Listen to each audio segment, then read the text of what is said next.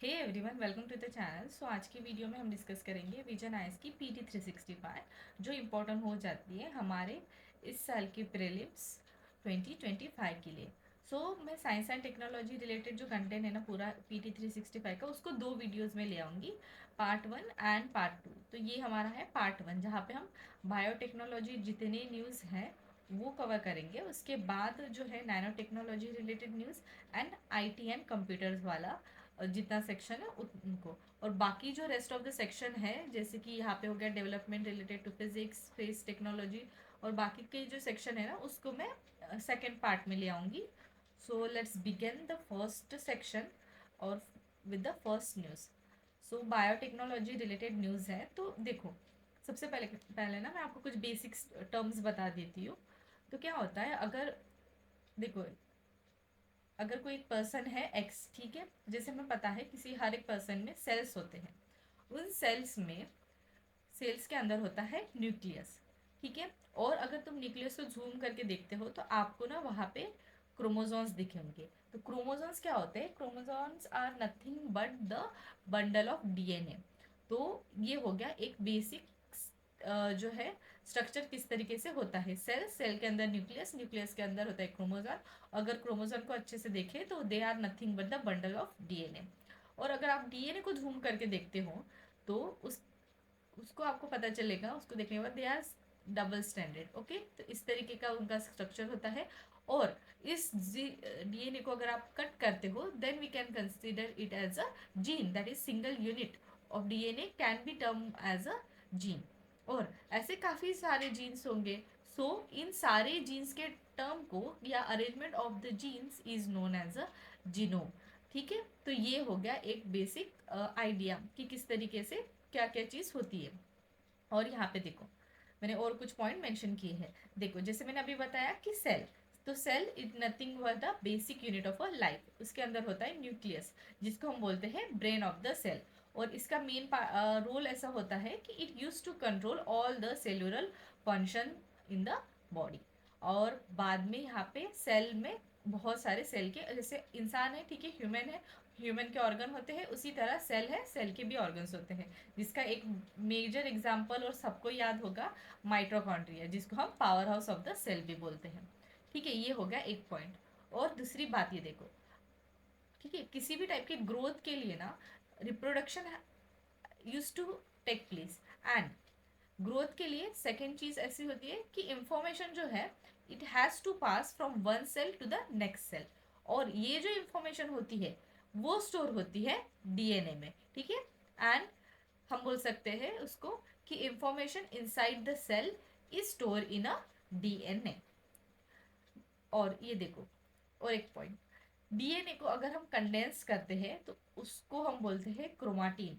और उसको फिर से कंडेंस करते हैं then it is term as a chromosome. और डीएनए से ना एक ट्रांसक्रिप्शन करके प्रोसेस होती है, उससे बनता है आरएनए। और जब आरएनए को एक प्रोसेस से पास करते हैं दैट इज ट्रांसलेशन प्रोसेस, उससे बनता है प्रोटीन और enzymes. So this are some basic terms जो आपको जो है याद रखने पड़ेंगे। डीएनए से आरएनए ट्रांसक्रिप्शन, आरएनए से प्रोटीन ट्रांसलेशन। डीएनए को अगर कंडेंस करते हैं तो क्रोमाटिन बनता है, क्रोमाटिन को अंडर अगर कंडेंस करते हैं उससे हमारा क्रोमोजोम बनता है। So this are some basic terms, क्योंकि ये टर्म ना बार बार जब मैं बायोटेक्नोलॉजी रिलेटेड न्यूज़ पढ़ाऊंगी ना ये बार बार टर्म्स आएंगे, तो ये सारे टर्म्स ना आप अच्छे से याद रख लो। चलो तो फिर अभी देखते हैं बाकी डिटेल्स यहाँ पे और क्या दी है। Gene, gene is nothing but the segment of a DNA, DNA that is deoxyribonucleic acid. जैसे मैंने अभी बोला इस तरीका होता है। अगर इसको कट करके देखते हैं तो डीएनए में जो एक सेगमेंट होता है जिसे हम बोलते हैं genes. And DNA is considered to be the important nucleic acid found in the human cell along with the ribonucleic acid, जो मैंने अभी ही बताया आपको, ठीक है। और क्रोमोसोम्स होते हैं वो थ्रेड लाइक स्ट्रक्चर्स होते हैं एंड मेनली वो ना प्रोटीन से बने होते हैं and single molecule of a DNA. अब यहाँ पे देखो जीनोम, जैसे मैंने अभी बोला जीनोम से जो है arrangement of a gene is known as a genome. And obviously and gene जो होता है वो डीएनए से निकलता है, thus we can say that genome is the entire set of a DNA instruction found in the cell.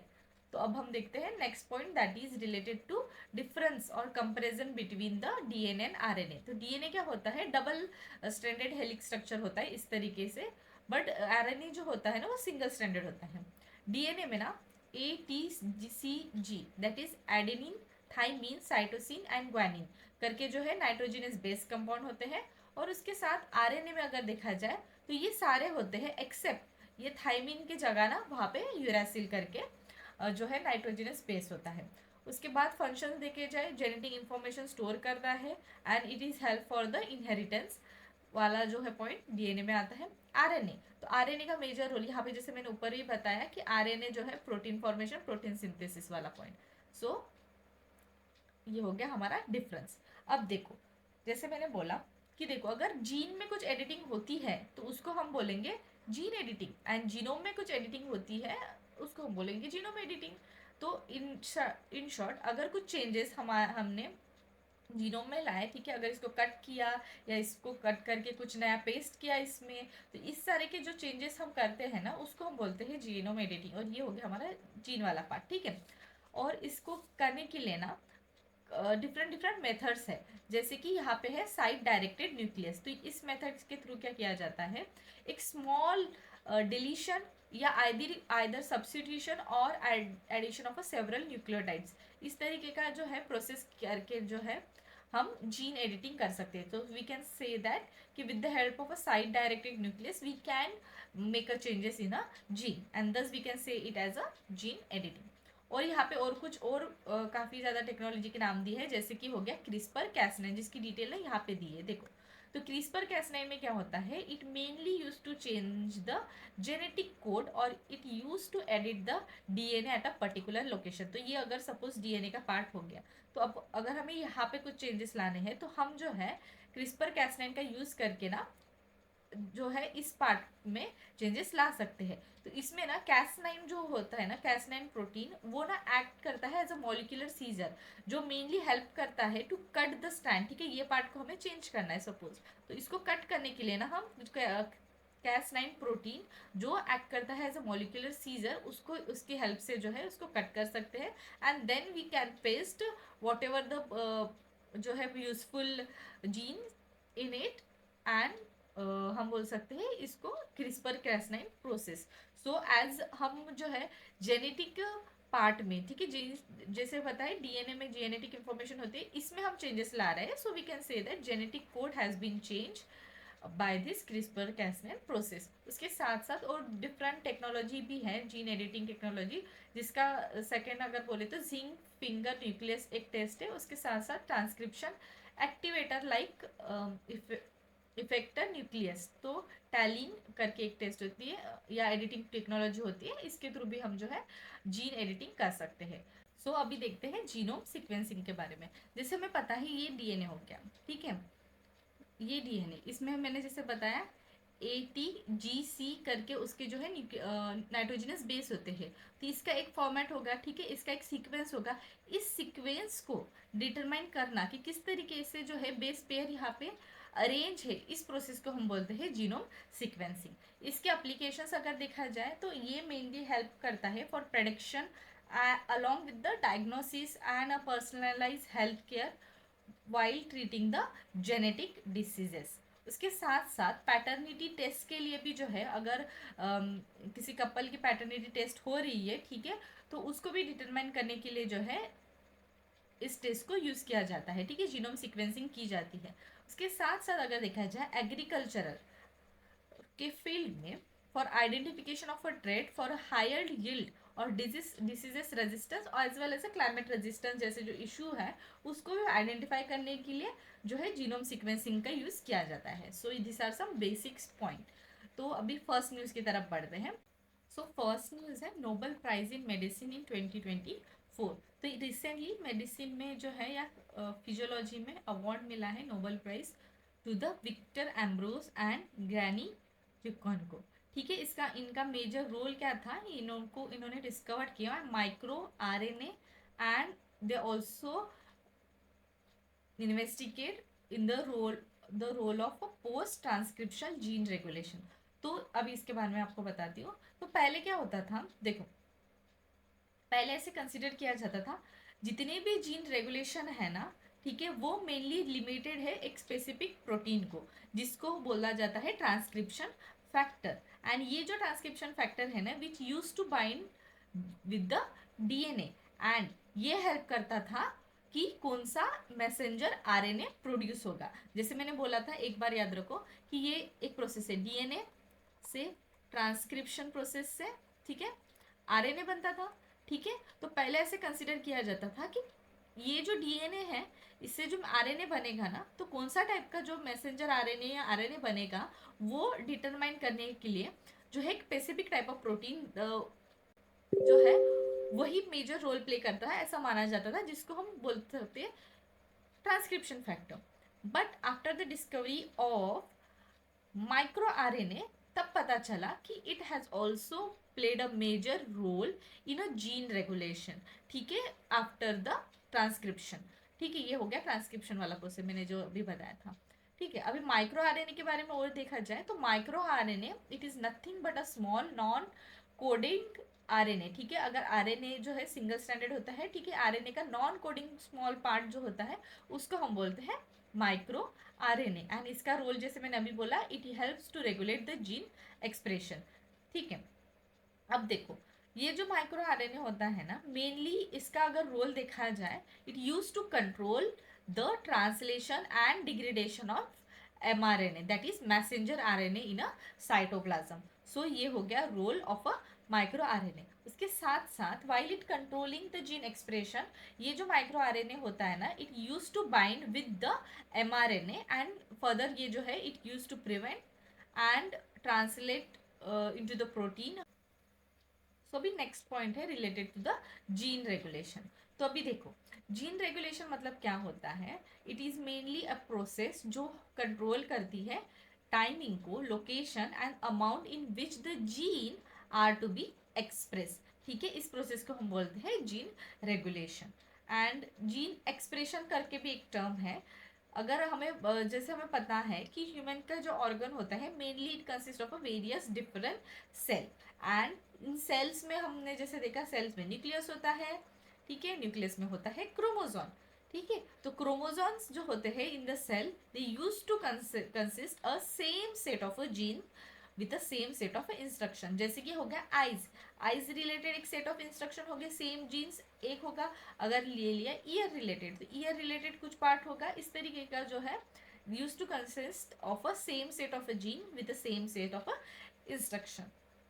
इसके साथ साथ बट क्या होता है, due to the gene regulation वाला जो फैक्टर है, ये जो डिफरेंट सेल्स है, जैसे कि मसल सेल हो गया या नर्व सेल्स हो गया, they use to express a unique set of a protein, and ये जो है हेल्प करता है for performing a various type of specialise functions in the body. So ये हो गया related to the gene expression.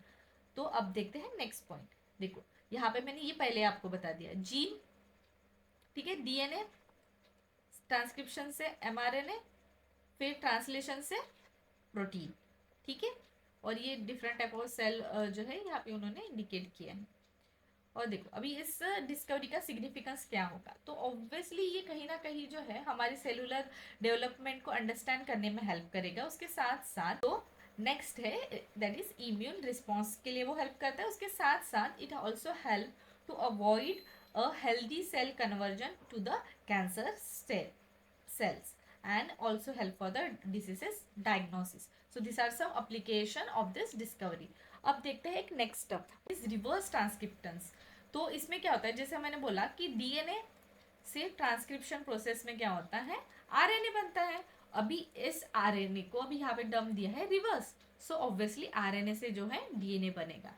ठीक है, तो यहाँ पे मेंशन देखो, RNA dependent DNA polymers, a group of enzymes that play a unique role in the flow of a genetic information, and this enzyme जो है वो enable करता है reverse transcription reaction, that is synthesis of DNA from a RNA template. So this is related to the reverse transcriptase. अब next news है related to the genetic modified crop. तो recently क्या हुआ है, सुप्रीम कोर्ट ने जो है pronounce the split verdict on the validation की जो है उन्होंने अप्रूव कर दिया है the release of a genetic modified mustard in 2022। तो अब देखते हैं जीएम क्रॉप जो है, GM mustard crop that is DMH11। तो ये जो है mainly it is develop by the centre of a genetic manipulation of a crop plant Delhi university में। और ये जीएम मस्टर्ड जो है अब तक रिलीज नहीं हुआ है for the commercial use, and ये इंडिया का फर्स्ट ऐसा indigenous develop GM food crop है। अभी इसकी इंफॉर्मेशन देखी जाए that is GM mustard crop की, दैट इज DMH11 की। तो इसमें ना क्रॉस की गई है दो मस्टर्ड वेराइटीज को, एक वरुणा करके है और एक है ईस्ट यूरोपियन अर्ली हीरा 2। तो इन दोनों को जो है मस्टर्ड वेराइटी को क्रॉस करके इसको बनाया गया है। सो ये जो क्रॉसिंग है ना मेनली की गई है to introduce a barnase and barstar gene जो है फ्रॉम द सॉइल बैक्टीरियम, जिसका नाम है ये। ठीक है, ये थोड़ा प्रोनाउंस करने में हार्ड है, सो पार्डन मी इन दिस। तो इसको इंट्रोड्यूस करने की, इस सॉइल बैक्टीरियम से ना इसको इंट्रोड्यूस किया गया है, that is बारनेस and barstar gene को। ठीक है, तो ये हो गया जीएम मॉडिफाइड क्रॉप के बारे में।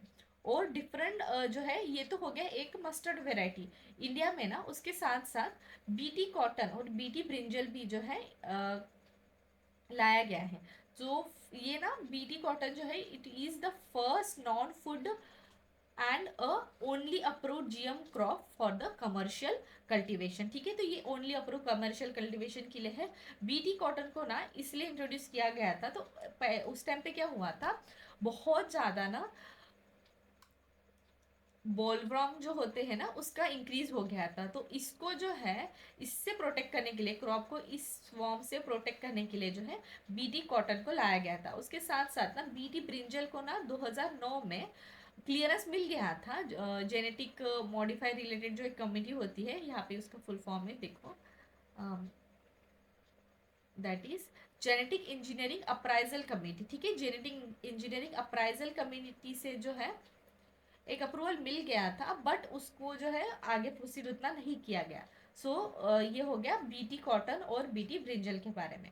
ठीक है, जैसे अभी यहाँ पे बेनिफिट्स देखते हैं जीएम मेथड के एग्रीकल्चर में। ऑब्वियसली इट विल इनांस, ठीक है, प्रोटेक्शन तो हो गया, ठीक है, इनांस करेगा न्यूट्रिशन वैल्यू जैसे कि गोल्डन राइस।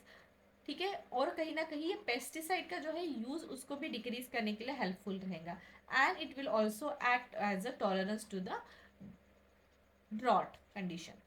अब देखते हैं रेगुलेशन क्या है। ठीक है, जैसे ये हो गया क्रॉप्स वाला पार्ट। ठीक है, कौन से क्रॉप आए हैं, इंट्रोड्यूस किया है इंडिया में, तो ऑब्वियसली उनको अभी प्रोटेक्ट करने के लिए या उनको जो है उनके रिलेटेड कोई फ्रेमवर्क लाने के लिए गवर्नमेंट ने कुछ इनिशिएटिव लिए होंगे। तो उस इनिशिएटिव के बारे में अगर देखा जाए तो सबसे पहला है food safety and standard 2006 act. तो मेनली डील करता है जो भी इम्पोर्ट होता है, मैन्युफैक्चर होता है, सेल होता है या यूज़ होता है जीएम क्रॉप का, ठीक है, उन सबको डील करने के लिए जो है मैटर्स को डील करने के लिए वो food security and food safety and standard act को बनाया गया है। एंड ये सारी जो प्रोसेस होती है ना मेनली एक ऑथोरिटी है FSSAI, इनके अप्रूवल थ्रू ही की जाती है। अगर इनका अप्रूवल ना हो तो इन सब को जो है प्रोहिबिट किया जाता है। तो ये सारा जो इशू है इस एक्ट के अंडर में देखा जाता है। उसके बाद है second review committee on a genetic manipulation. ठीक है, ये आती है मिनिस्ट्री और डिपार्टमेंट ऑफ बायोटेक्नोलॉजी के अंडर, जिसका मेन रोल है कि वो मॉनिटर करे डिफरेंट एक्सपेक्ट जो होते हैं research and development related project जो जीएम क्रॉप रिलेटेड ऑर्गेनिज्म को देखा जाता है। Third is a state biotechnology coordination committee. ठीक है, ये भी एक टाइप की रिव्यू कमेटी है जो मेनली डील करती है while handling the genetic modify organism. और डिस्ट्रिक्ट लेवल कमेटी भी फॉर्म की गई है। और अब देखते हैं जेनेटिक इंजीनियरिंग अप्राइजल कमेटी। तो ये ना एक स्टैट्यूटरी कमेटी है जो इस एक्ट के थ्रू बनी गई है। ठीक है, और ये जो जेनेटिक इंजीनियरिंग मॉडिफाई कमेटी है ना, इसके जो रूल है ना वो इन्वायरमेंट प्रोटेक्शन एक्ट 1986 के अंडर में फ्रेम किए गए हैं। ये ministry of environment forest and climate change के अंडर आती है। और इसकी मेजर अगर रिस्पॉन्सिबिलिटी देखी जाए तो सबसे पहला है कि अप्राइजल ऑफ द प्रपोजल जो होते हैं रिलेटेड टू द जेनेटिकली जो इंजीनियर किए गए ऑर्गेनिज्म होते हैं या प्रोडक्ट होते हैं, उनके रिलेटेड जो प्रपोजल का अप्राइजल होता है उन सबको वो देखती है। उसके साथ साथ अप्राइजल ऑफ द एक्टिविटी जो इन्वॉल्व करती है हजार्डस माइक्रो ऑर्गेनिज्म को, एंड जो भी रिकम्बाइंड जो है प्रोडक्ट्स बनते हैं या रिसर्च होता है उन सारे को जो है अप्राइजल रिलेटेड एक्टिविटी को ये कमिटी देखती है। सो ये ना इम्पोर्टेंट कमिटी हो जाती है जिसके रूल मेनली फ्रेम किए जाते हैं under the environment protection act. So this is one of the important news. अब देखते हैं next news, that is heritable human genome editing. ठीक है, जैसे मैंने बोला जीनोम, जीन, मोर एलिमेंट, अरेंजमेंट, जीनोम। ठीक है, ये एक पॉइंट याद रखो। तो देखो, हेरिटेबल ह्यूमन जीनोम एडिटिंग। सो साउथ अफ्रीका एक ऐसी फर्स्ट कंट्री बनी है, ठीक है, बिकम द फर्स्ट कंट्री जिन्होंने अलाउ किया है हेरिटेबल ह्यूमन जीनोम एडिटिंग को। ठीक है, तो एक कंसेप्ट होता है, पहले याद रखो कि एक सोमैटिक सेल एडिटिंग होती है। ठीक है, सोमैटिक सेल एडिटिंग में क्या होता है, वो ना बस एक इंडिविजुअल को इफेक्ट करती है। ठीक है, अगर कुछ एडिटिंग हुआ है बॉडी के सोमैटिक सेल में, तो वो ना पर्टिकुलर उस पर्सन को ही जो है चेंजेस आएंगे उसी के पर्सन में। बट अगर हम देखा जाए, ये जो है हेरिटेबल ह्यूमन जीनोम एडिटिंग, इसके नाम से ही समझ में आता है इसमें क्या हुआ जाता किया जाता है, जर्म लाइन सेल्स को कुछ चेंजेस लाए जाते हैं। तो इसके वजह से क्या होता है, जर्म लाइन सेल्स कहीं ना कहीं इनहेरिटेंस रिलेटेड जो है पास ऑन करते हैं, and thus we can say that ये कहीं ना कहीं अल्टरेशन लाता है inherited by the of spring. ठीक है, तो सोमैटिक सेल में अगर चेंजेस आते हैं तो it affect only the individual, पर अगर जेमलाइन सेल्स में जो है चेंजेस आते हैं तो it can alter the of spring. ठीक है, जर्मलाइन सेल्स जैसे हम बोल सकते हैं स्पर्म्स हो गया, एग्स हो गया, या एम्ब्रियोज हो गया। अब इसका पोटेंशियल एप्लीकेशन देखा जाए तो इट हेल्प्स टू प्रिवेंट और वेरियस टाइप ऑफ डिसीजेस, जैसे कि हो गया सिकल सेल एनीमिया, जो इंडिया में बहुत ज़्यादा ट्राइबल्स पॉपुलेशन में ना काफ़ी ज़्यादा कॉमन इसको देखा गया है। उसके साथ साथ कुछ जो डिफरेंट हेरिटेबल डिसीजेस होती हैं, हंटिंगटन डिसीज जैसे कुछ डिसीजेज होती है, उन सारे डिसीजेस को प्रिवेंट करने के लिए इसका हेल्प हो सकता है। उसके साथ साथ ये जो है टेक्नोलॉजी हेल्पफुल रह सकती है फॉर वेरियस रिप्रोडक्टिव टेक्नोलॉजीज, जैसे कि हो गया एक आईवीएफ जो एक टेक्नोलॉजी होती है, उस टाइप की टेक्नोलॉजी के लिए भी ये जो है हेल्पफुल रह सकता है। अब देखते हैं नेक्स्ट वन। देखो, कुछ हो गया पोटेंशियल एप्लीकेशन है, पर कुछ कंसर्न्स भी दिखाए गए हैं, जैसे कि हो गया डिजाइनर बेबी वाला कंसेप्ट। ठीक है, अगर ऐसे ही हम जो है जर्मलाइन सेल्स थ्रू कुछ चेंजेस ला सकते हैं बॉडी में, ठीक है, ऑफस्प्रिंग में, तो कहीं ना कहीं जो रिच पीपल है या कोई पीपल जो है उसका यूज़ करके उनको जिस टाइप का बेबी चाहिए है, ठीक है, वो बेबी को डिज़ाइन कर पाएंगे कि वो मेरा बेबी इंटेलिजेंट होना चाहिए, मेरे बेबी में ये क्वालिटीज़ होनी चाहिए, XYZ क्वालिटी होनी चाहिए, इस तरीके का ना वो खुद ही डिज़ाइन कर सकेंगे अपने बेबीज़ को। तो ये कहीं ना इथिकल कंसर्न में माना जाता है। So this can be one of the concern इस टाइप के टेक्नोलॉजी के लिए। उसके साथ साथ अगर देखा जाए, अगर जीमलाइन को हम जीनोम को हम एडिट करते हैं तो वो कहीं ना कहीं जो है मल्टी जनरेशनल जो है कुछ चेंजेस ला सकता है। So this can also be a type of a concern, अगर ये पॉजिटिव भी हो सकता है, नेगेटिव भी हो सकता है। So this are some concern related to this type of a new editing of a genome. अब देखते हैं नेक्स्ट, आरएनए एडिटिंग। ठीक है, तो अभी क्या हुआ है, फर्स्ट टाइम ऐसे सक्सेसफुली किया गया है कि आरएनए एडिटिंग जो है इंसान में की गई है। तो इनकी किनके थ्रू की गई है, एक वेव्स लाइफ साइंस करके है जो ऑर्गेनाइजेशन है, उन्होंने जो है परफॉर्म किया है आरएनए एडिटिंग, और ये इन्होंने की गई और सॉरी ये इन्होंने की है to treat the alpha one antitrypsin deficiency. एक ना ये इनहेरिटेड डिसऑर्डर है, इसको ट्रीट करने के लिए जो है इन्होंने ये आरएनए एडिटिंग परफॉर्म की, एंड मेनली ये जो डिसीज है ना ये अफेक्ट करता है लीवर्स और लंग्स को। अब देखते हैं आरएनए एडिटिंग के बारे में, that is ribonucleic acid editing के बारे में। तो ये जो है जैसे नाम से पता चलता है, it use to modify the genetic information on a RNA sequence. ठीक है, तो यहाँ पे either through the process of deletion हो गया, इंसर्शन हो गया या सब्सटीट्यूशन, आरएनए के जो सीक्वेंस है उसमें ना चेंजेस लाए जाते हैं। ठीक है, जैसे मैंने देखो सीक्वेंस में क्या क्या इंक्लूडेड होता है, जैसे मैंने बोला ना, इसके जो नाइट्रोजनस बेसेस होते हैं, यहाँ पे इसके जो बेस पेयर होते हैं उसमें होता है ए, जैसे डीएनए में होता है ATGC, इसमें होता है थाइमिन ना होके यहाँ पे यूरासिल होता है। ठीक है, बाकी ये सेम होते हैं। तो ये एक बार मैंने आपको रिवाइज करा दिया। और ये देखो, ठीक है, genome editing, sorry RNA editing, उसमें और एक पॉइंट मेंशन किया है कि साइंटिस्ट जो है use to call this type of a technique as a adenosine deaminase acting on a RNA, जिसको with the help of a guide RNA. ठीक है, यहाँ पे उसकी ना उसके बारे में इंफॉर्मेशन दी गई है।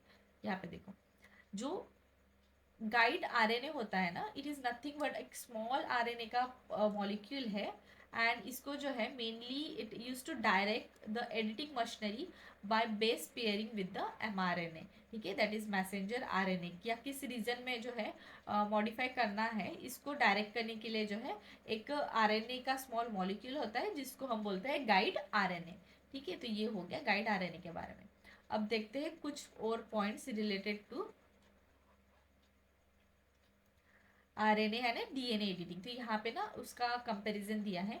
देखो, डीएनए में जो एडिटिंग होती है ना, इट मेनली जो है परमानेंट चेंज लाती है, पर आरएनए में जो एडिटिंग होती है ना, वो ना टेम्पररी चेंजेस लाती है बॉडी में। एंड आरएनए एडिटिंग को ना काफ़ी बार सेफ एंड फ्लेक्सिबल कंसिडर किया जाता है as compare to the DNA editing. और डीएनए एडिटिंग में ना पॉसिबिलिटी हो सकती है कि ये ना रिवर्सिबल एरर्स भी ला सकता है। उसके साथ साथ डीएनए एडिटिंग में क्या होता है, थोड़ी रिस्क जो फैक्टर होता है ना, वो कंसिडरेबल हायर होता है as compare to the RNA editing. And और एक पॉइंट यहाँ पे मेंशन है, जो डीएनए एडिटिंग टूल्स है ना, use protein from certain bacteria, कुछ बैक्टीरिया से प्रोटीन लिया जाता है to perform the cutting function. पर RNA editing mainly relies on this enzyme. ठीक है, यहाँ पे जो हमने पढ़ा है, ठीक है, ADAR एंजाइम्स। यहाँ पे देखो, adenosine deaminase acting on RNA, that is ADAR enzymes. So इस पे वो जो है वो डिपेंड होता है। ठीक है, और वो जो है ये एंजाइम ऑलरेडी इंसान के बॉडी में होता है, पर डीएनए एडिटिंग में क्या बोला, वो बाहर से लाया जाता है। ठीक है, certain bacteria to perform the cutting function. So this are some comparison related to DNA है ना, आरएनए एडिटिंग। अब देखते हैं next point. So coming toward the next news, that is a bridge recombination mechanism. तो recently scientist ने एक naturally existing DNA editing tool को जो है इन्वेंट किया है या डिस्कवर्ड किया है, जिसका नाम है ब्रिज रिकम्बर्सन मैकेनिज्म। इसके थ्रू जो है जो भी मोबाइल जीन होते हैं या मोबाइल जेनेटिक मटेरियल, जिसको जंपिंग जीन्स भी कहा जाता है, उसको जो है एडिट करने में या उसको एडिट करने के लिए जो है ये टूल का यूज़ किया जाता है। पहले हम देखते हैं जंपिंग जीन्स के बारे में। तो ये ना डीएनए सीक्वेंस होते हैं जो मेजरली ना मूव करते हैं एक लोकेशन से ऑन अ जीनोम। ठीक है, विद इन द जीनोम जो है वो ये मूव करते हैं। ठीक है, इस टाइप के जीनो डीएनए सीक्वेंस, ठीक है, उसको हम बोला जाता है genome, sorry, jumping gene. And ये जो जंपिंग जीन है ना, उसमें एक एबिलिटी होती है, दे कैन कॉपी देमसेल्फ और we can say that they can replicate themselves. And ये कहीं ना कहीं हेल्प करता है to change the genome structure, and we can say that thus it contribute to the genome evolution, जिसको हम जिसलिए इसको कहा जाता है टूल ऑफ द इवोल्यूशन। ये हो गया जंपिंग जीन्स के बारे में। ठीक है, एंड इसको ना they are also known as a transposable element. ठीक है, यहाँ पे देखो, ये हो गया एक स्ट्रैंड ऑफ डीएनए। ठीक है, तो इसको देखो यहाँ पे कट करके इस पार्ट में, टारगेटेड पार्ट में यहाँ पे इंसर्ट किया है, देखो इंटरप्टेड डीएनए। ठीक है, ये कहीं ना कहीं to help to manipulate the DNA structure, we can say that. ठीक है, और मॉडिफाई द डीएनए पार्ट, यहाँ पे इसको चेंज करके इसको ना यहाँ पे ले आया। सो ये हो गया कंसेप्ट। और यहाँ पे देखो ये मैकेनिज्म किस तरीके से होता है। तो डीएनए जो होता है at the end of a jumping gene. ठीक है, जंपिंग जीन्स अभी जो मैंने अभी बताया, ठीक है, उसके उसमें जो एक्स्ट्रा डीएनए पार्ट होता है ना, तो वो जो पार्ट है ना, इट गेट जॉइन टुगेदर, ठीक है, एंड ये कन्वर्ट करता है डीएनए, जो डबल हेलिक्स स्ट्रक्चर होता है ना डीएनए का, उसको सिंगल स्ट्रैंडेड आरएनए मॉलिक्यूल में। एंड ये जो मैकेनिज्म है ना, ये mechanism it can also play an important role for modifying a DNA. So ये हो गया इस मैकेनिज्म के बारे में, ठीक है। तो ये हो गया ब्रिज रिकम्बर्स मैकेनिज्म। अब देखते हैं वन डे वन जीनोम। तो department of biotechnology and biological research and innovation council, उन्होंने लॉन्च किया one day one genome initiative. इस इनिशिएटिव का अगर मेन एम देखा जाए तो इन दिस इनिशिएटिव क्या किया जाएगा, एक अनोटेड माइक्रोबियल जीनोम को हर रोज पब्लिश किया जाएगा, ठीक है। And it will help to make a microbial genome data more accessible to the researcher. और ये कहीं ना कहीं हाईलाइट करेगा एक unique bacterial species in the countries, ठीक है। ये इस टाइप के जो यूनिक बैक्टीरियल स्पीशीज है हमारे कंट्री में मिलते हैं, इस पॉइंट को ये कहीं ना कहीं हाईलाइट करेगा। अब देखते हैं माइक्रोबियल जीनोम के बारे में। तो माइक्रोबियल जीनोमिक्स के बारे में, तो माइक्रोबियल जीनोमिक्स क्या हो गया, तो एक टाइप की साइंटिफिक स्टडी है जो मेनली स्टडी करती है genetic material of various micro organism को, उनका स्ट्रक्चर हो गया, फंक्शन हो गया, इवोल्यूशन हो गया, या interaction with the other organism, इन सारे को जो है स्टडी करने के लिए जो एक साइंटिफिक फील्ड है उसको हम बोलते हैं माइक्रोबियल जीनोमिक। एंड जो माइक्रोब्स होते हैं ना, वो काफ़ी ज़्यादा जो है स्मॉल होते हैं, thus we can not see them by our naked eyes. अब देखते हैं सिग्निफिकेंस क्या है भाई, हेल्थ रिलेटेड जो है अंडरस्टैंडिंग बढ़ने के लिए वो हेल्प करेगा, उसके साथ साथ बायोटेक के एप्लीकेशंस को जो है एडवांस करने के लिए हेल्प होगा, इन्वायरमेंटल सस्टेनेबिलिटी के लिए जो है it can be useful, agriculture के फील्ड में जैसे कि डिफरेंट जो इश्यूज होते हैं एग्रीकल्चर रिलेटेड, जैसे कि सॉइल फर्टिलिटी इशू हो गया, नाइट्रोजन फिक्सेशन रिलेटेड जो पॉइंट हो गया, उसके साथ साथ न्यूट्रिशन साइकिल रिलेटेड जो प्रॉब्लम्स है या डिटेल्स है उसको जो है डील करने में ये जो है हेल्प करेगा। अब नेक्स्ट न्यूज़ है रिकम्बिनेंट प्रोटीन के बारे में। तो ये जो प्रोटीन है ना, ये मेनली ना आर्टिफिशियली प्रोड्यूस किया जाता है bye using a genetic engineering techniques. जैसे ये बोला आर्टिफिशियली प्रोड्यूस है ना, तो ये मॉडिफाइड होता है और मैनिपुलेटेड प्रोटीन होता है, and it is encoded by a recombinant DNA. अभी इनकोड किया जाता है recombinant DNA, that is rDNA. तो आरडीएनए क्या होता है, आरडीएनए मेनली ना एक आर्टिफिशियली डीएनए स्ट्रैंड होता है जो बनाया जाता है बाय कॉम्बिनेशन ऑफ टू और मोर डीएनए मॉलिक्यूल्स। और ये जो आरडीएनए है, ठीक है, इसको हम बोल सकते हैं आरडीएनए टेक्नोलॉजी। इसका मेनली हेल्प जो है होता है फॉर कंबाइनिंग और transferring DNA from one species to the different species, ठीक है, दो मतलब डिफरेंट स्पीशीज के बीच में ट्रांसफर करने के लिए जो है इसका यूज किया जाता है। उसके साथ साथ एक न्यू जीन को क्रिएट करने के लिए भी जो है इस टेक्नोलॉजी का यूज किया जाता है। यहाँ पे ना एक उन्होंने एग्जाम्पल टाइप दिया है आरपी का, दैट इज रिकम्बिनेंट प्रोटीन का, जिसका नाम है monoclonal antibodies, that is MABS, ठीक है। तो ये ना एक मास प्रोड्यूस किया जाता है, मासली प्रोड्यूस किया जाता है बाय ग्रोइंग मॉडिफाइड बैक्टीरियल या वायरल सेल्स जो होते हैं, इनको एक लार्ज बायोरिएक्टर में ग्रो किया जाता है, जिसको बोलते हैं मोनोक्लोनल एंटीबॉडीज। और ये जो एंटीबॉडीज है ना, मेनली जो नेचुरल एंटीबॉडीज होती है ना, इसी की तरह वो एक्ट करती है, बस डिफरेंस ये है ये लैब में बनाई जाती है, ठीक है। अब देखते हैं की एप्लीकेशन क्या है इससे रिकम्बिनेंट प्रोटीन का, ठीक है। तो इनके एप्लीकेशन ना मोस्टली सारे फील्ड में हम लिख सकते हैं, जैसे कि यहाँ पे हो गया बायोथेरेपिक, ठीक है, जैसे कि इंसुलिन या ग्रोथ हार्मोन रिलेटेड जो है एंटीबॉडीज या कुछ जो है प्रोडक्ट्स बनाने के लिए इसका यूज़ किया सकते हैं।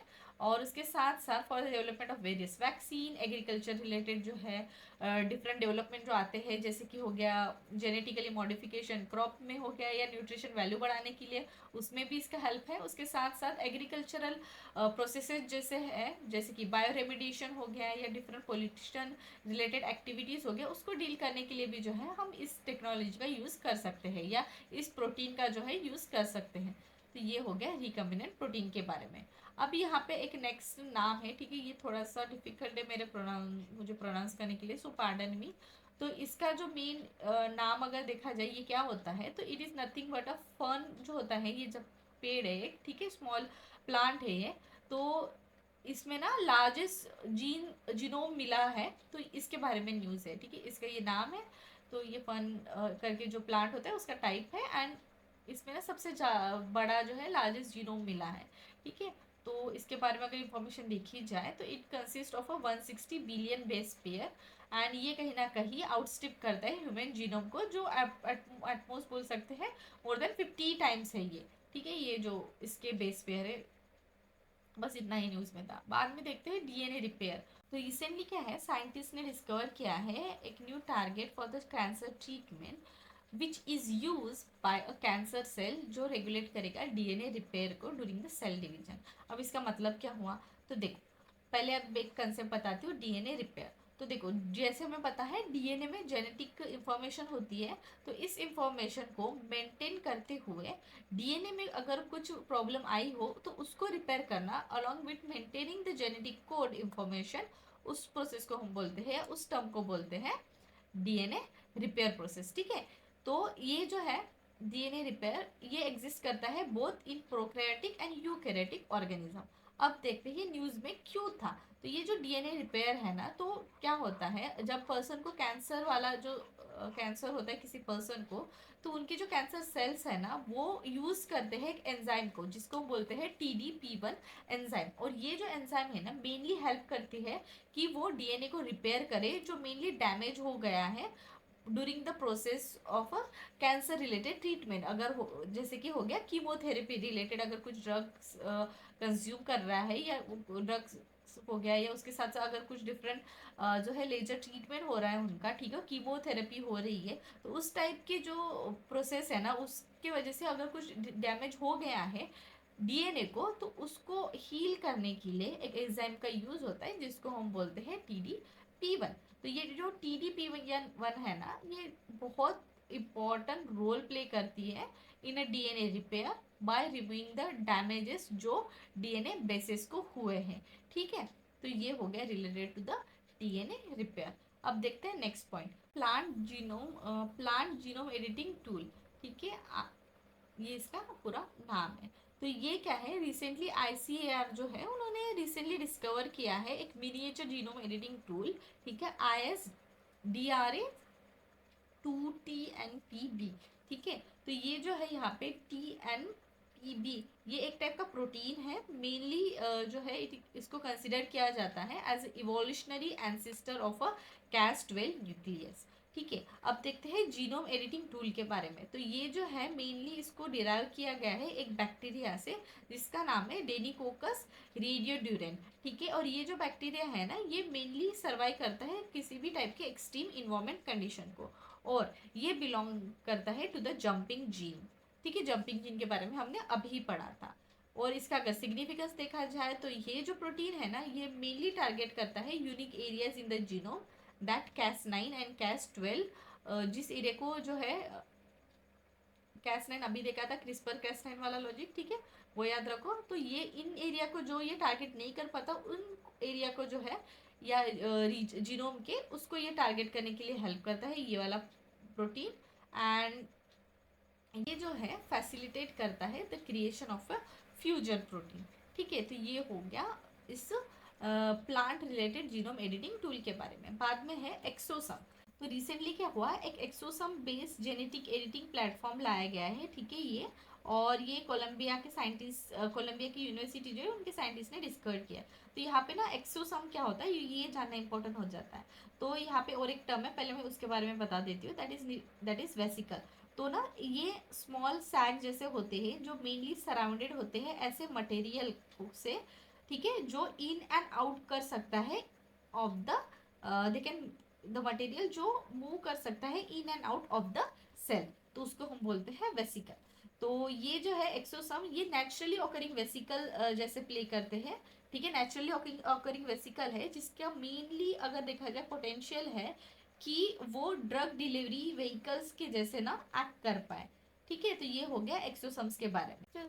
टॉपिक है जीन थेरेपी। तो देखो, जीन थेरेपी मेनली नाम से पता चल जाता है, इट इज़ अ टेक्निक जो यूज़ की जाती है to prevent, create and cure a disease और अ मेडिकल डिसऑर्डर। तो अब देखो इसमें क्या है, working of a gene therapy. तो क्या होता है, कोई भी सेल में अगर कोई भी नॉन फंक्शनिंग जीन है तो उसको रिपेयर करने के लिए क्या किया जाता है, एडिशनल जो है बाहर से कोई ऐसा डीएनए वर्जन लाया जाता है जो फंक्शनल स्टेज में हो, तो उसको ऐड किया जाता है, ठीक है, यहाँ पे।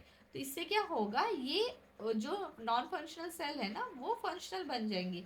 सो ये सारा जो प्रोसेस है उसको हम बोल सकते हैं working of a gene therapy. तो यहाँ पे और एक पॉइंट है कि ये जो जीन थेरेपी है ना उसमें दो टाइप से उसके, एक हो गया जर्मलाइन जीन थेरेपी और एक हो गया सोमेटिक जीन थेरेपी। तो मैंने आपको कुछ टाइम पहले बताया था, दो टाइप के सेल्स हैं, ठीक है, जिसमें एक हो गया सोमैटिक सेल्स, एक हो गया जर्म लाइन सेल, ठीक है। तो इसमें क्या होता है, सोमैटिक सेल्स में अगर कुछ चेंजेस लाते हैं ना, वो पर्टिकुलर उस इंडिविजुअल में ही चेंजेस आएंगे, ना कि उसके ऑफस्प्रिंग में। पर जो अगर जर्म लाइन सेल्स में कुछ चेंजेस लाते हैं ना, तो वो ना कहीं उसके ऑफस्प्रिंग पे भी जो है इम्पैक्ट करेंगे। तो इसी के अकॉर्डिंग जो है यहाँ पे दिया है कि जो gene therapy, germ line gene therapy, तो यहाँ पे क्या है, जर्मलाइन सेल्स में जो है मॉडिफिकेशन लाना, और सोमेटिक जीन सेल थेरेपी में क्या रहेगा, ऑब्वियसली सोमेटिक सेल में मॉडिफिकेशन लाना, ठीक है, इस प्रोसेस थ्रू, यहाँ पे जो हमने अभी पढ़ी थी, ठीक है, ये वाला प्रोसेस।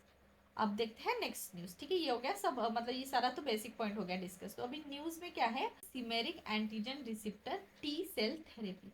तो क्या हुआ है, रिसेंटली हमारे जो प्रेसिडेंट ऑफ इंडिया है उन्होंने इंडिया का फर्स्ट एक होम ग्रोन जीन थेरेपी जिसका नाम है next CAR 19 CART T cell therapy, जो कैंसर रिलेटेड है, ठीक है, उसको जो है लॉन्च किया है, ठीक है। और ये जो न्यू थेरेपी है ना, इसको मेनली डेवलप किया गया है by the Indian institute of technology, that is IIT Bombay through, और कुछ अदर डिफरेंट इंस्टीट्यूट है उनके थ्रू इसको जो है डेवलप किया गया है।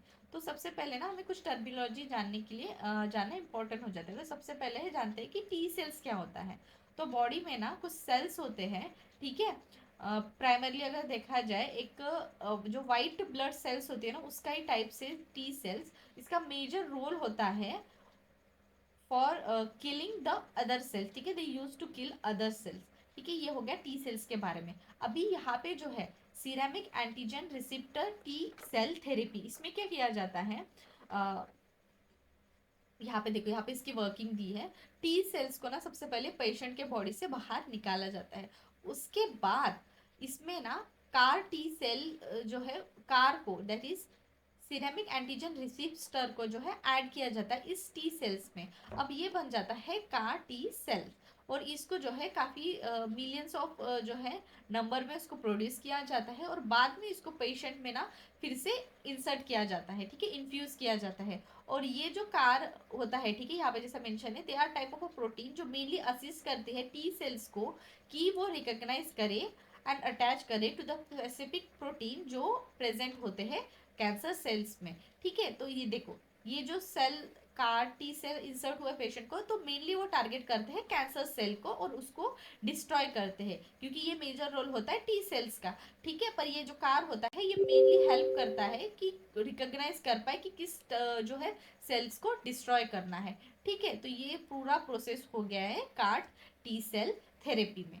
तो ये हमने देख लिया, ठीक है। और इस थेरेपी को ना लिविंग ड्रग जो है ऐसा भी कहा जाता है। इसका बेनिफिट क्या रहेगा, ट्रीटमेंट ऑफ कैंसर में हेल्प होगा, उसके साथ साथ जो है शॉर्ट ट्रीटमेंट टाइमली जो है, और उसके साथ साथ रैपिड रिकवरी के लिए भी हेल्प होगा। पर कहीं ना कहीं ये जो थेरेपी है उसके साथ बेनिफिट है, पर कुछ टैलेंट चैलेंजेस भी है। जैसे हम बोल सकते हैं कि ये थेरेपी ना it can work for one cancer but it can not be work for other cancer, ठीक है। और रिस्क ऑफ इन्फेक्शन जैसे जो है चैलेंजेस इस थेरेपी में है। So moving toward the next news now, तो स्टीम सेल के बारे में है। तो सबसे पहले हम जानते हैं स्टीम सेल्स होती क्या है। तो ये जो स्टीम सेल्स है ना, इसमें ना PYQ भी बहुत बार आया है, ये याद रखो एक पॉइंट। तो ये स्टीम सेल जो है ना, इस सेल्स में ना इस टाइप की सेल्स होती है जिसमें मेनी यूनिक एक एबिलिटी होती है कि वो डेवलप करे एक specific type of a cells in a body, ठीक है। तो ये हेल्प करती है to develop a specific cells in a body. इसके मगर दो यूनिक प्रॉपर्टीज होती है। सबसे पहला प्रॉपर्टी है कि ये ना डिवाइड कर सकती है over and over again and produce कर सकती है न्यू सेल्स को। उसके साथ साथ ये रिप्लेस भी कर सकती है कुछ स्पेशलाइज सेल्स को जो डैमेज है, ठीक है, दैट आर डैमेज, उसको भी रिप्लेस करने के लिए भी जो है ये हेल्पफुल है। तो ये होगी उसकी एक प्रॉपर्टी। उसके साथ साथ यहाँ पे और एक प्रॉपर्टी मेंशन है कि they as they divide they can change into the other type of a cell that make up the body, ठीक है, वो दूसरे टाइप ऑफ सेल्स में भी जो है चेंज हो सकती है। So this are some two unique and most important properties of a stem cell. तो ये अभी ये हो गया स्टेम सेल्स के बारे में, ठीक है, यहाँ पे जैसे हेडिंग में दिया है। तो अभी न्यूज में क्यों था, तो फर्स्ट टाइम ऐसा हुआ है जो टाइप ऑफ डायबिटीज है वुमेन्स में, उसको ट्रीट करने के लिए जो है स्टीम सेल का ट्रांसप्लांट जो है किया गया है, ठीक है। जिसका मीनिंग ये है कि वो खुद के ही बॉडी से जो है उसको ही रिप्रोग्राम करके जो है वो टाइप 1 डायबिटीज को ट्रीट कर पाई है, ठीक है। अब टाइप 1 डायबिटीज और टाइप 2 डायबिटीज, ऐसे दो टाइप के डायबिटीज होते हैं। तो टाइप 1 डायबिटीज में क्या होता है, मेनली जो पैंक्रियाज होती है ना, वो इंसुलिन को ना प्रोड्यूस नहीं कर सकती, ठीक है, body does not make the insulin. पर टाइप 2 डायबिटीज में क्या होता है, पैंक्रियाज जो है कम इंसुलिन बनाती है। एंड ये दो हो गए टाइप्स ऑफ डायबिटीज।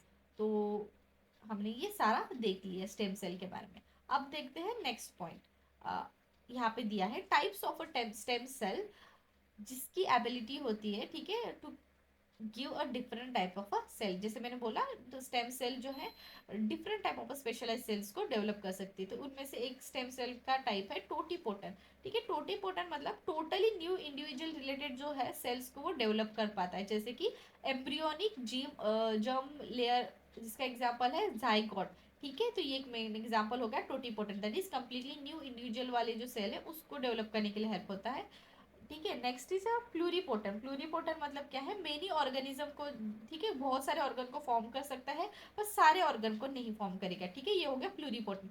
मल्टीपोटन में क्या होता है, स्पेसिफिक ऑर्गन बना सकता है, ठीक है। मल्टीपोटन स्टेम सेल जो होती है वो स्पेसिफिक ऑर्गन को बना सकती है। और यूनिपोटन में क्या होता है, they can produce only one cell type but have the property of a self renewal, ठीक है, सेल्फ रिन्यूअल की प्रॉपर्टी होती है, पर एक ही टाइप की जो सेल है उसको बना सकता है, जिसको बोलते हैं यूनिपोटन। इसका एग्जांपल है स्किन सेल। सो ये हो गए सारे types of a stem cell. अब देखते हैं next, that is organ on chip technology. तो ये ऑर्गन ऑफ चीप टेक्नोलॉजी है ना, इसका अगर मीनिंग देखा जाए तो ये कहीं ना कहीं इस टाइप की टेक्नोलॉजी है जो मेनली हेल्प करती है कि हम डेवलप करें एक माइक्रो स्केल पे एक ऐसा एनवायरनमेंट जो मिमिक करता है ह्यूमन बॉडी का जो इन्वायरमेंट होता है ना उसको, पर इसको ना माइक्रो लेवल पे किया जाता है, ठीक है। तो ये पॉइंट हो गया ऑर्गन ऑन चिप टेक्नोलॉजी के बारे में।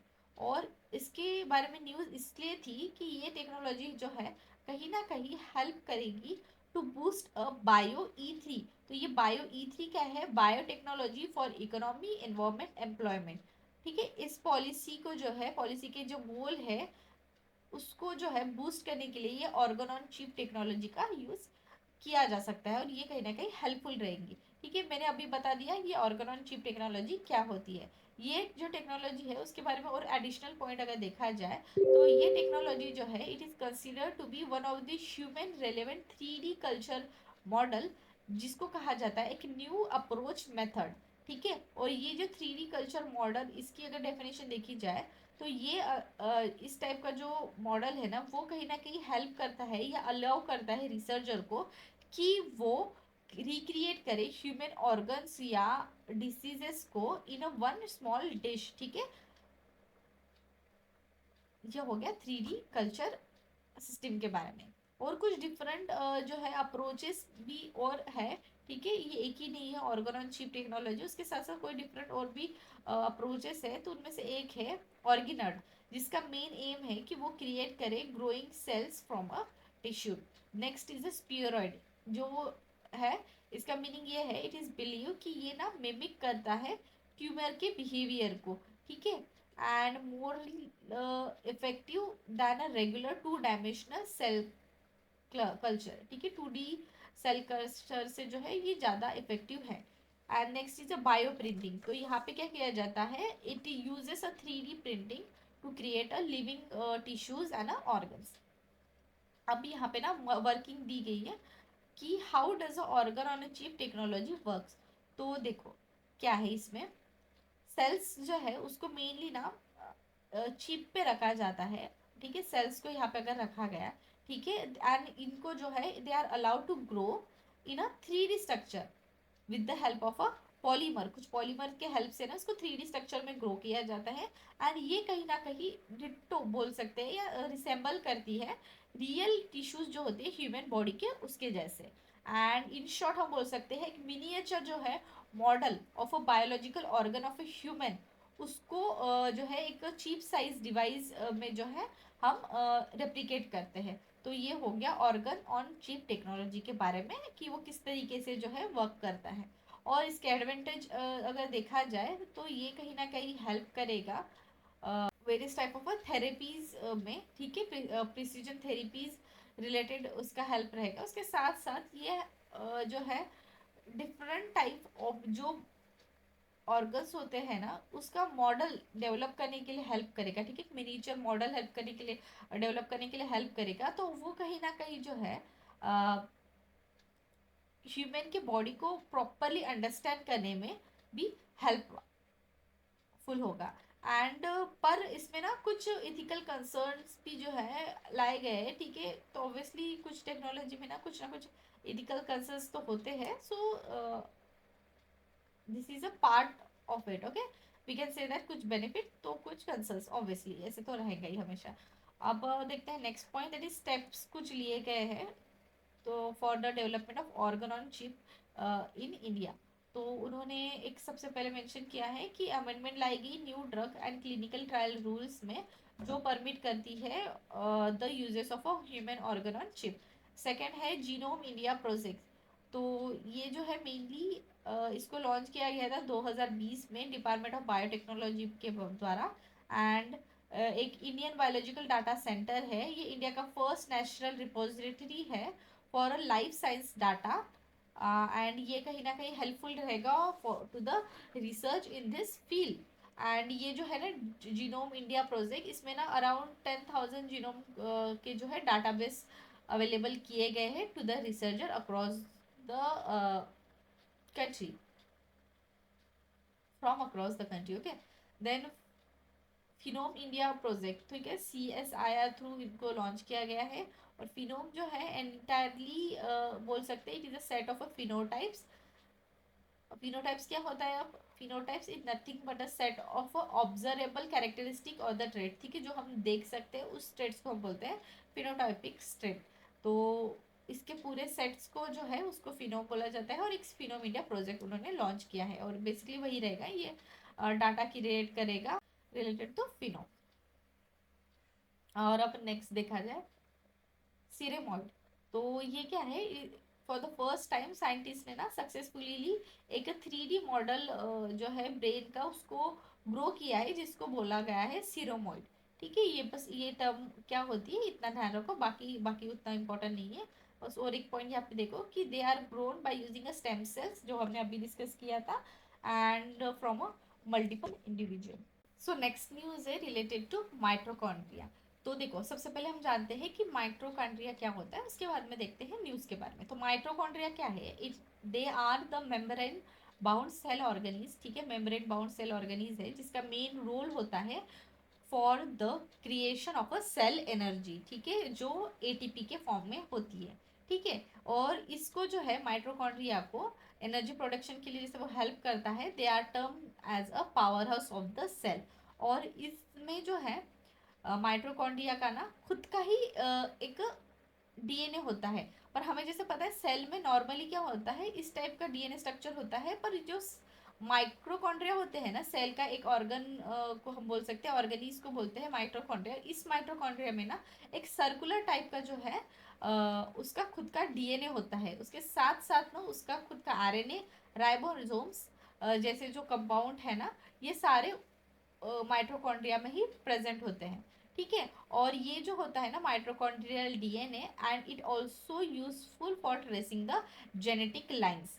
एंड ये माइटोकॉन्ड्रियल जो डीएनए होता है ना, मेनली हम जो है एक्सक्लूसिवली, ठीक है, सिर्फ मदर, दैट इज मदर से ही वो मिलता है। And thus we can say that जो भी डिसीजेस है ना, it can B pass from a maternal side, okay, mother वाले साइड से। सो ये हो गया माइट्रोकॉन्ड्रियल डीएनए के बारे में और माइट्रोकॉन्ड्रिया रिलेटेड बेसिक इंफॉर्मेशन। तो अब ये न्यूज़ में क्यों था?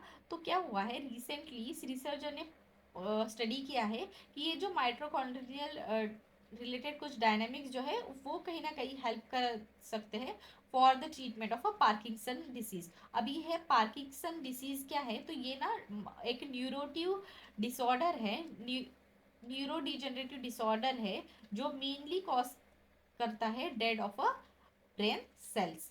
एंड रिसर्चर ने ऐसा पता चला है कि they have found that inhibiting एक डायनेमिक रिलेटेड प्रोटीन एक्टिविटी ये स्टोर कर सकता है माइट्रोकॉन्ड्रियल फंक्शन को, और ये कहीं ना कहीं हेल्पफुल रह सकता है as a potential treatment for this Parkinson disease.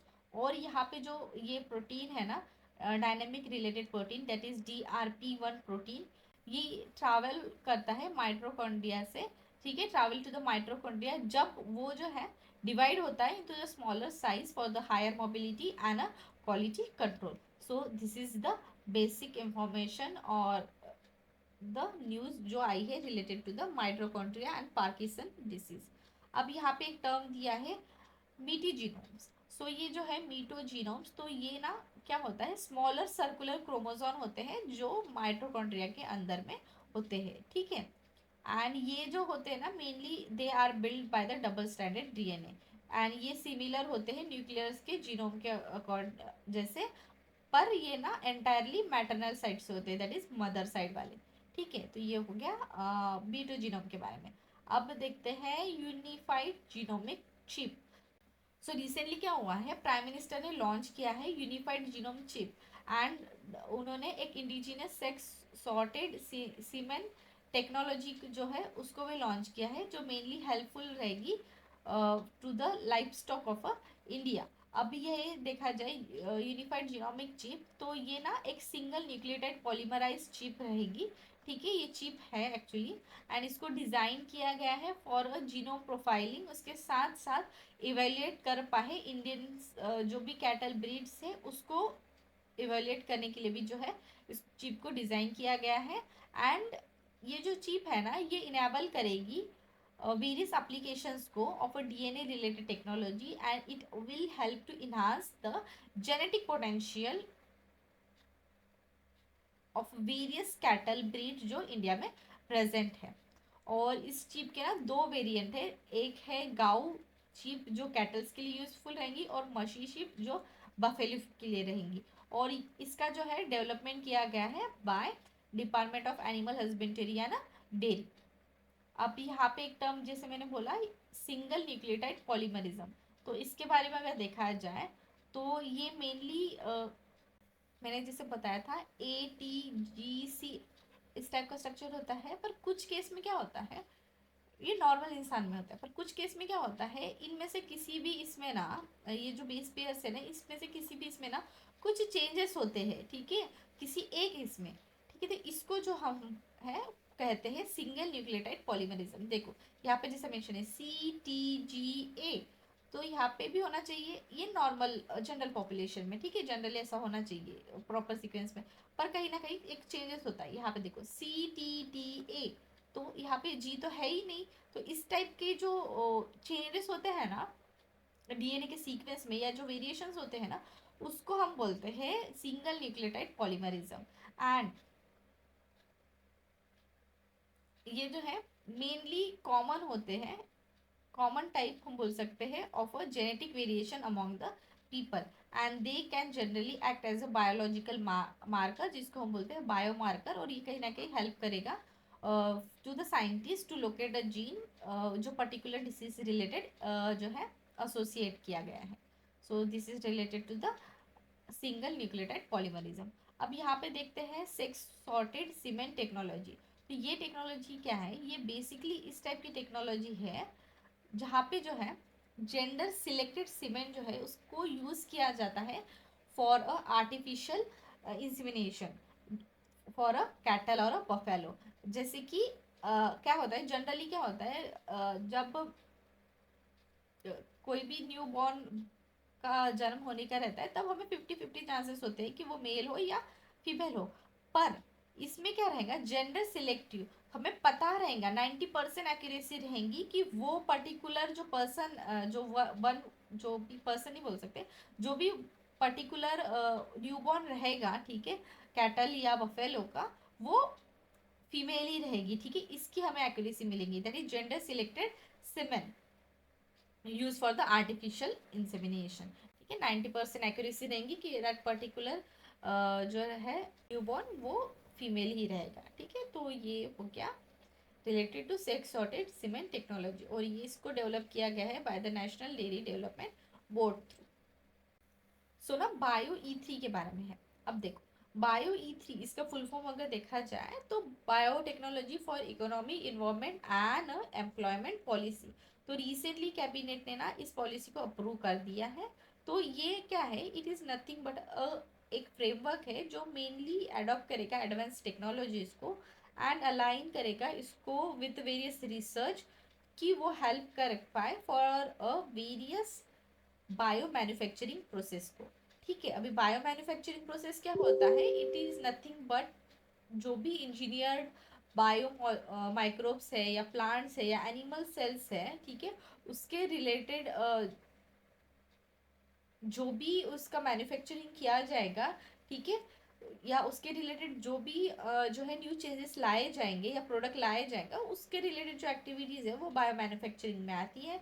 इसको इम्प्लीमेंट किया गया है by the department of biotechnology. इसमें क्या है, इस पॉलिसी का मेजर एम है कि वो अचीव करे around 300 billion US dollar and जैसे बोला यहाँ पे दिया है, बायो इकोनॉमी क्या होता है, it mainly deals with the production use and conservation of biological resources and it also deals for increasing innovation in this field.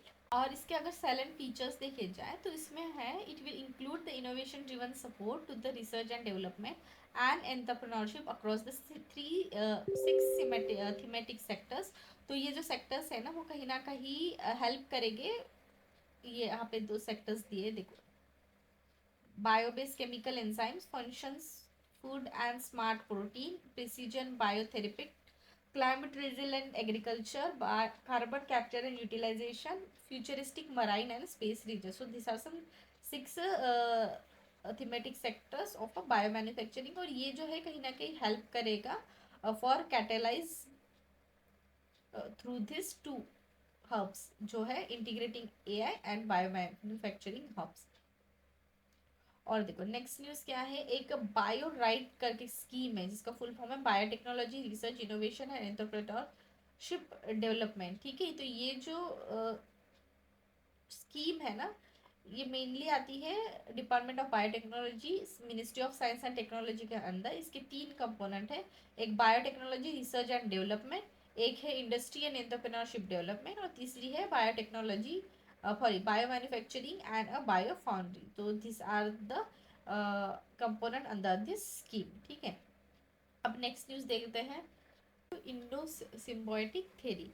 तो रिसेंटली क्या हुआ है, साइंटिस्ट ने ना एक टाइप ऑफ ऑर्गेनीज को डिस्कवर किया है जिसको बोला जाता है नाइट्रोप्लास्टाइड, ठीक है। ये ना it is present in a marine algae जिसका मेन रोल होता है that it can fix the nitrogen.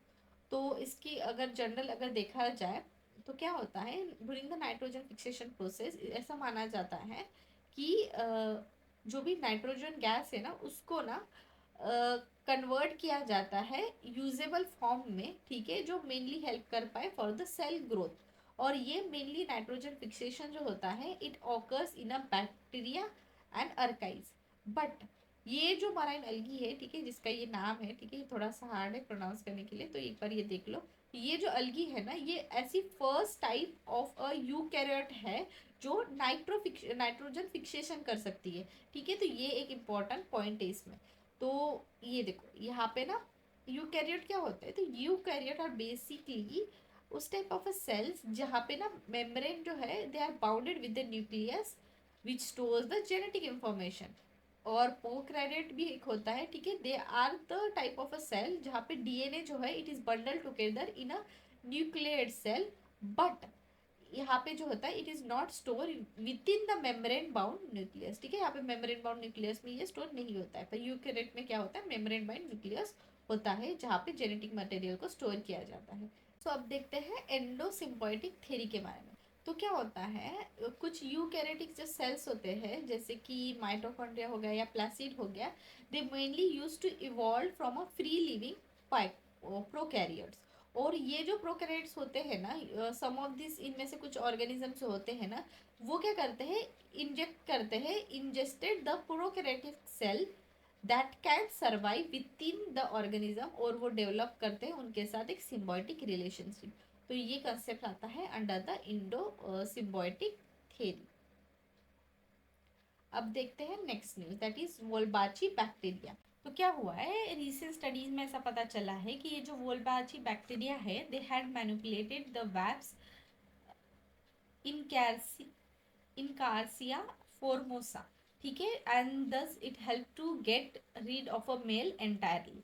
तो अब देखते हैं कि वोल्बाची बैक्टीरिया क्या है, जब मैं बताऊंगी इसके बारे में तब आपको ये ना हेडलाइन अपने आप ही समझ में आ जाएगी। तो देखो अभी वोल्बाची बैक्टीरिया क्या है, मेनली ये ना फाउंड होती है in a nematodes and arthropod specially insect, और ये ना एग्स में मिलती है, नॉट इन स्पर्म्स। सो हम बोल सकते हैं ड्यू टू दिस फीमेल्स जो है they use to transmit them to their offspring not the male one, ठीक है। तो इस वजह से क्या हुआ, एज द रिजल्ट वोल्बाची जो है इट हैज बीन इवॉल्व वे कि वो मैनिपुलेट करे देयर इंसेक्ट होस्ट कि वो प्रोड्यूस कर पाए more female than a male progeny. और उसमें ना एक टार जीन्स करके भी होता है, ठीक है, ऑफ वोल्बाजी, जो मेजर रोल प्ले करता है for showing this features. Okay, कुछ पोटेंशियल एप्लीकेशन अगर देखा जाए तो मॉस्किटो जिसमें वोल्बाची होता है दे कैन बी यूज कि वो कुछ पर्टिकुलर जो मॉस्किटो स्पीशीज है ना उसको जो है उनका नंबर डिक्रीज करने के लिए या टारगेटेड जो है उन पे उनका नंबर डिक्रीज करने के लिए जो है हम हम यूज कर सकते हैं, ठीक है। जैसे कि हो गया इजिप्टी जो मॉस्किटोज होते हैं उस टाइप के मॉस्किटोज को जो है उनका पॉपुलेशन डिक्रीज करने के लिए जो है हम इसको यूज कर सकते हैं। उसके साथ साथ एंड ये जो मॉस्किटो होते हैं ना, and the population of mosquito जो है वो हम कंट्रोल कर सकते हैं by the genetically modifying them by using various lab method, जैसे कि यहाँ पे एक मेंशन है self limiting genes and a gene driven technology. तो ये जीन ड्रिवन टेक्नोलॉजी क्या है, वही जीन में कुछ मॉडिफिकेशन लाता है एंड दस जो है कहीं ना कहीं उनके पॉपुलेशन को कंट्रोल करने के लिए जो है हेल्पफुल रह सकता है, इस टाइप का जो है चेंजेस लाता है उनके जीन में। तो ये हो गया related to the Wolbachia bacteria. अब देखते हैं next point, that is Hayflick limit. Hayflick limit क्या है, it refers to the number of time जो सेल का पॉपुलेशन है वो खुद को डिवाइड कर सकता है until unless it attain a cell cycle arrest, तो उसको हम बोलते हैं हाइफ्लिक लिमिट, ठीक है। और ये जो है mainly it depends upon the chromosomal telomeres, ठीक है, क्रोमोजोनल टेलोमर्स। अभी ये टेलोमर्स क्या होता है, देखो यहाँ पे डीएनए होता है, डीएनए का जो है इस टाइप का जो एंड होता है ना, एंड ऑफ क्रोमोजोन्स, ये सॉरी ये है क्रोमोजोन वाला पार्ट, ठीक है, डीएनए का, इसमें ये पूरा क्रोमोजोन हो गया, इसमें ये वाला, इसमें जो डीएनए होता है, ठीक है, bundle of DNA use to form a chromosome. तो इसमें जो है टेलोमर्स वो होते हैं द रीजन जो रिपीटेटिव डीएनए सीक्वेंस को कंसिस्ट करता है, उस रीजन को हम बोलते हैं टेलोमर्स। और मेनली ये ना एंड इसमें होते हैं, ठीक है, यहाँ पे एंड वाले पॉइंट में होते हैं। तो ये हो गया related to chromosomal telomeres and related to Hayflick limit. अब जाते हैं towards the next news, nano technology related news है। तो अब देखो नैनो टेक्नोलॉजी, नैनो मतलब नैनो पार्टिकल्स कितने साइज के होते हैं, 1 to 100 नैनोमीटर के होते हैं, ठीक है। और ये जो मटेरियल है ना में एग्जिस्ट द अनयूजुअल प्रॉपर्टीज कुछ रह सकती है इसमें। और नैनो पार्टिकल कहाँ से मिलते हैं, उनके टाइप्स अगर देखा जाए तो नेचुरली होते हैं जो ऐश में वगैरह मिलते हैं, वॉल्केनिक ऐश, और कुछ आर्टिफिशियली नैनो पार्टिकल्स भी जो है वो बनाए जाते हैं, ठीक है। की एप्लीकेशन देखा जाए तो डिफरेंट फील्ड में, जैसे एग्रीकल्चर जहाँ पे नैनो फर्टिलाइजर्स करके यूज़ किया जाता है। ठीक है, स्मॉल स्मॉल अमाउंट जो है साइज के फर्टिलाइजर होते हैं, so that it can dissolve in water quickly, या उनको स्प्रे करना भी जो है आसान हो सकता है। So this are the some agriculture related benefit of a nano technology. Health related अगर देखा जाए तो नैनो टूल्स का यूज़ करके जो है हम टारगेटेड ड्रग डिलीवरी भी कर सकते हैं। उसके साथ साथ इमेजेस वगैरह कैप्चर करने के लिए, ठीक है, बॉडी के वेरियस ऑर्गन के लिए हम नैनो रोबोट्स भी सेंड कर सकते हैं। तो इस टाइप का एक नैनो टेक्नोलॉजी रिलेटेड का जो है हेल्थ रिलेटेड बेनिफिट है। एनर्जी सेक्टर्स में भी हेल्पफुल है। ठीक है, नैनो स्ट्रक्चर सोलर सेल का यूज़ करना। एनवायरमेंट रिलेटेड अगर देखा जाए, वाटर प्यूरिफिकेशन या डीसैलिनेशन प्रोसेस में भी इसका यूज़ किया जाता है। टेक्नोलॉजी के फील्ड में भी, ठीक है, एडवांसिंग डिस्प्लेस हो गया, लाइटिंग्स वगैरह के फील्ड में, कॉस्मेटिक्स में भी जो है वेरियस टाइप ऑफ नैनो जो है पार्टिकल्स डाले जाते हैं। So this are some basic terms and basic application of a nano technology. अब देखते हैं करंट में क्या मेंशन है कि एक नैनो फर्टिलाइजर। तो रिसेंटली क्या हुआ है, Indian farmer fertiliser cooperative limited, ठीक है, एंड उनको जो है they got fertilisation control order, जो इन्होंने अप्रूव किया है nano zinc and nano copper liquids को। तो देखो, नैनो फर्टिलाइजर्स में ना पहले क्या होता था, हम ना फर्टिलाइजर जो डालते थे ना वो बड़े अमाउंट में रहते थे। ठीक है, उनका जो पार्टिकल साइज भी है वो थोड़ा बड़ा रहता था, बट उनसे ना वो कुछ दिक्कतें, जैसे कि वो प्रॉपरली वाटर में डिजोल्व ना होना, उनको प्रॉपर डालने की प्रोसीजर, उस सारे में ना कुछ दिक्कतें आ रही थी। तो उन्होंने क्या किया, अभी न्यू जो है साइंटिस्ट ने या रिसर्चर्स ने ना नैनो फर्टिलाइजर लॉन्च किया। तो नैनो फर्टिलाइजर जो है ना मेनली काफ़ी छोटे साइज के होते हैं, एंड दस छोटे साइज के होने की वजह से ना they use to diffuse in the soil.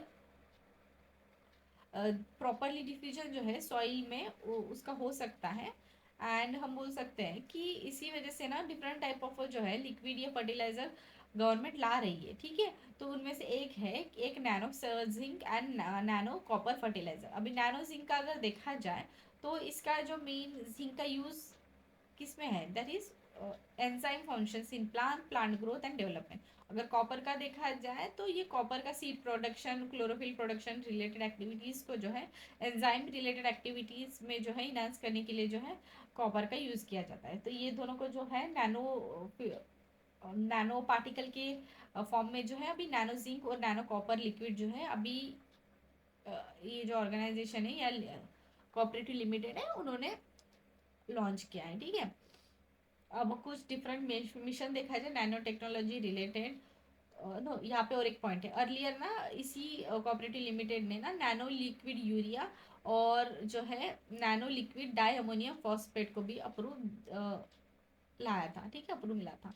अब कुछ मिशंस देखा जाए नैनो टेक्नोलॉजी रिलेटेड, कुछ एग्रीकल्चर के फील्ड में, तो नैनो मिशन करके हैं जो department of science and technology के अंडर में आता है। एंड इसमें जो है mainly skill development programme on a nano technology, उसके साथ साथ डिफरेंट जो है नैनो टेक्नोलॉजी रिलेटेड या नैनो फर्टिलाइजर प्लांट्स वगैरह जो है इस्टेब्लिश किए जाते हैं। सो ये हो गया डिफरेंट इनिशिएटिव। अब और कुछ न्यूज़ है, जैसे कि गोल्डी जिन। ठीक है, तो साइंटिस्ट ने रिसेंटली एक शीट जो है डेवलप की है ऑफ ओ गोल्ड, जिसका नाम है गोल्डीजिन, सॉरी गोल्डियन। एंड ये जो है it is just like one small atom. ठीक है, वन स्मॉल थिक एटम के जो है साइज इतना ही वो शीट्स है। एंड गोल्डीजिन जैसे यहाँ पे क्या किया गया है, सिलिकॉन को जो है सिलिकॉन और टाइटेनियम कार्बाइड लेयर का सैंडविच करके ना इसको बनाया गया है। ठीक है, तो इसमें क्या हुआ है, ये 400 टाइम थिनर है दैन अ thinness commercial alive available gold lake. ये हो गया गोल्डीन के बारे में। अब देखो नेक्स्ट, फ्लोरेसेंट नैनो डायमंड। ये जो है fluorescent nano diamond, they are the nanometre size diamond made up of a carbon nano particle. ठीक है, कार्बन नैनो पार्टिकल से ये बने हुए हैं। अगर फ्लोरेसेंस का अगर डिफिनेशन अगर देखा जाए, they are nothing but the properties होती है कुछ मटेरियल की जो मेनली इमिट करते हैं light of a lower frequency when eradicate with the light of a higher frequency. And ये जो है fluorescent nano diamond, they are produce in high temperature and high pressure. And इसकी की प्रॉपर्टीज अगर देखा जाए, they use to remain stable under the light and they are not toxic to the living things. कुछ की एप्लीकेशन वही कुछ हाई रिजोल्यूशन इमेजिंग करने में या माइक्रोस्कोप वगैरह जो है एक्टिविटीज़ करने के लिए जो है इसका यूज़ किया जाएगा। So this are some points. अब देखते हैं पाइजो इलेक्ट्रिक पॉलीमर के बारे में। तो रिसर्चर्स जो है from centre from nano and soft material science, उन्होंने रिसेंटली डेवलप किया है एक सिक्योरिटी अलर्ट सिस्टम जिसका नाम है पाइजो इलेक्ट्रिक पॉलीमर नैनो कंपोजिट। अब ये पाइजो इलेक्ट्रिक पॉलीमर क्या है, इसका मेन अगर देखा जाए they use to generate electricity charge on a surface under the pressure on a strain. जब प्रेशर और स्ट्रेन दिया जाता है उसी कंडीशन में ये जो है जनरेट करता है electric charge, that is it use to convert the mechanical energy into the electric energy. तो इसका हेल्प कहाँ रहेगा, इसका हेल्प होगा सेंसर्स बनाने में या वेरेबल इंस्ट्रूमेंट बनाने में, मेडिकल फील्ड में भी इसका यूज़ किया जा सकता है। So this are related to the polymeric sorry that is related to the piezo electric polymer. अब नेक्स्ट न्यूज़ है आर्टिफिशियल इंटेलिजेंस के बारे में।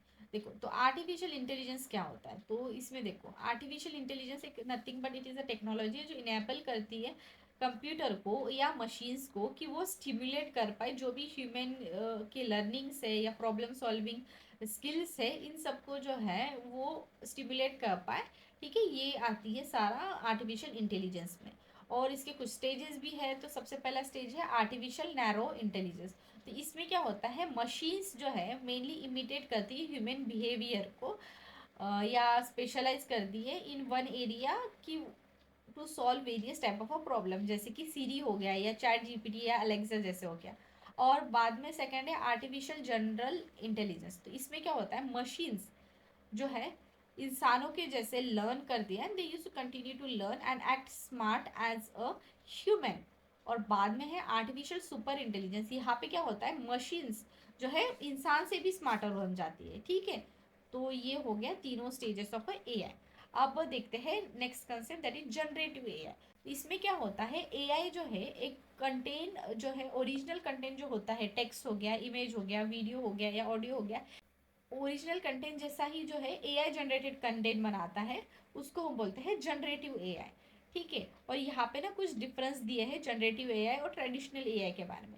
तो देखो यहाँ पे ट्रेडिशनल एआई में क्या होता है, मेनली फोकस होता है कि वो जो भी ऑलरेडी गिवन डाटा है या स्पेसिफिक टास्क है उसको एनालाइज करना या ऑटोमेट करना, जो भी डिसीजन मेकिंग प्रोसेस है उसको।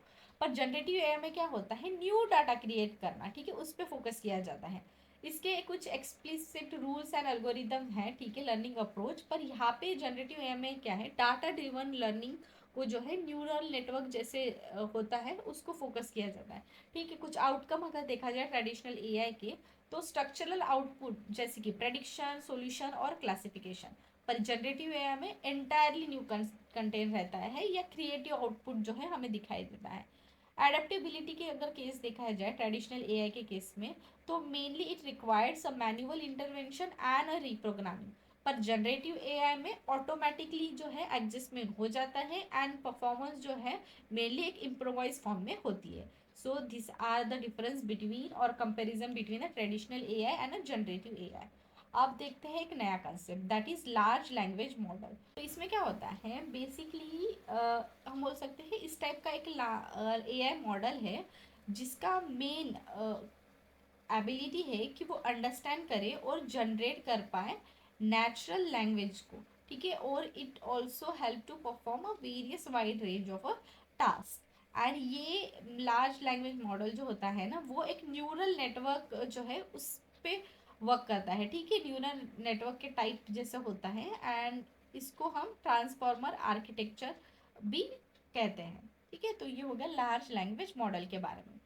अब देखते हैं मशीन लर्निंग। देखो अभी मशीन लर्निंग में क्या है ना, ये एक कंपोनेंट है एआई का। ठीक है, और ये हेल्प करता है कि ये इमिट करे the way human being use to learn and gradually उसको जो है इम्प्रोवाइज करके प्रॉपर एक्यूरेसी तक ले आए। और ये मशीन लर्निंग का मैकेनिज्म किस तरीके का होता है, जिस टाइप का हमें आउटकम चाहिए, ठीक है, जो भी हमें आउटकम चाहिए उस तरीके से जो है हम अल्गोरिदम को उसी टाइप में जो है सेट करें। ठीक है, वो जो डाटा है उस टाइप में सेट करें जिससे हमें जो एक्सपेक्टेड आउटकम है उस वही आउटकम मिल पाए। तो इस टाइप के मैकेनिज्म पे जो है मशीन लर्निंग का प्रॉपर प्रोसेस होता है।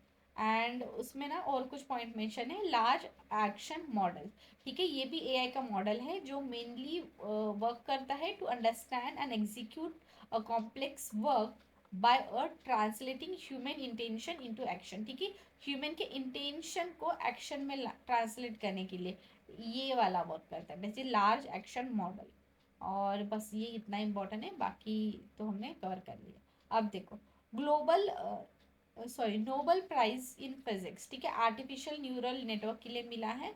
ये दोनों पर्सन ने जो है इनको अवार्ड मिला है। एंड अब देखा जाए इनकी डिस्कवरी के बारे में, that is artificial neural network में क्या है, जैसे हमें पता है, नाम से समझ में आ रहा है कि आर्टिफिशियली ना जो न्यूरल नेटवर्क्स होते हैं, ठीक है, न्यूरॉन्स वगैरह या न्यूरल नेटवर्क जो होते हैं इंसान के ब्रेन में, उसी को आर्टिफिशियली कुछ बनाया गया है, ठीक है, ऐसा इसका नाम से हमें समझ में आ रहा है। तो ये वही है, ठीक है, जो हमारे बायोलॉजिकली न्यूरॉन्स जो है ब्रेन में प्रेजेंट होते हैं, they use to work together, ठीक है, तो उसी फॉर्म में ना जो है मिमिक करके ना ये मशीन लर्निंग थ्रू इस मॉडल को बनाया गया है, ठीक है, जिसको हम बोलते हैं आर्टिफिशियल न्यूरल नेटवर्क, ठीक है, ह्यूमन ब्रेन को जैसे जो होता है ना, ठीक है, बायोलॉजिकल न्यूरॉन जो प्रेजेंट होते हैं उसी टाइप का मिमिक करके ना ये इस मॉडल को बनाया गया है, that make a decision like a human brain, ठीक है। इसमें क्या है, human brain act as inspiration, ठीक है, और ये जो मॉडल है ना आर्टिफिशियल न्यूरल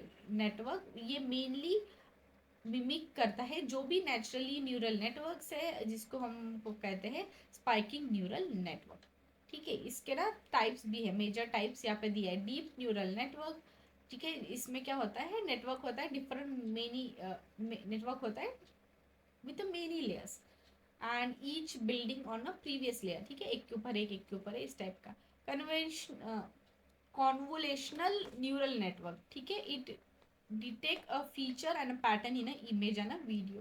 और थर्ड है generative adversarial network and it इसमें क्या होता है, it use to create new data जो मेनली रिसेंबल करता है ओरिजिनल डाटा से, ठीक है। तो ये तीन मेजर टाइप्स हो गए, और यहाँ पे ना कंपैरिजन दिया गया है एक ब्रेन का और आर्टिफिशियल न्यूरल नेटवर्क का। तो ब्रेन में क्या होता है, जैसे हमें पता है ब्रेन में सेल्स होते हैं, ब्रेन सेल्स जिसको हम न्यूरॉन बोलते हैं, और यहाँ पे आर्टिफिशियल न्यूरल नेटवर्क में क्या होते हैं, नोड्स होते हैं, यहाँ पे न्यूरॉन्स, यहाँ पे नोड्स, और they use to send a signal to each other through the synapse, ठीक है, और इसके थ्रू उसको सिग्नल सेंड किया जाता है। और यहाँ पे क्या होता है, नोड्स जो है वो स्ट्रांगली अटैच होते हैं और इन्हीं के थ्रू जो है वो सिग्नल को पास किया जाता है।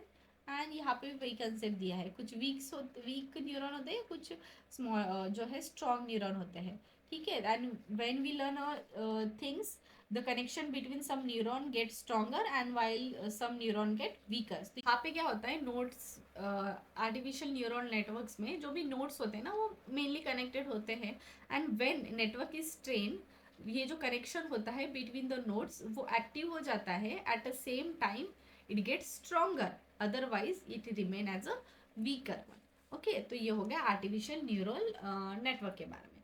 अब जाते हैं नेक्स्ट न्यूज़ की तरफ, दैट इज भारत जेन। तो भारत जीन प्रोग्राम, तो रिसेंटली क्या हुआ है, ministry of science and technology ने ये प्रोग्राम को लॉन्च किया है। एंड ये जो इनिशिएटिव है ना, पायनर इनिशिएटिव है इन जनरेटिव आर्टिफिशियल इंटेलिजेंस के फील्ड में। अब यहाँ पे देखो, तो ये भारत जीन प्रोग्राम क्या है, तो ये ना एक multi modal LLM, that is large language model project है, जो मेनली फोकस करता है on creating a generative AI system.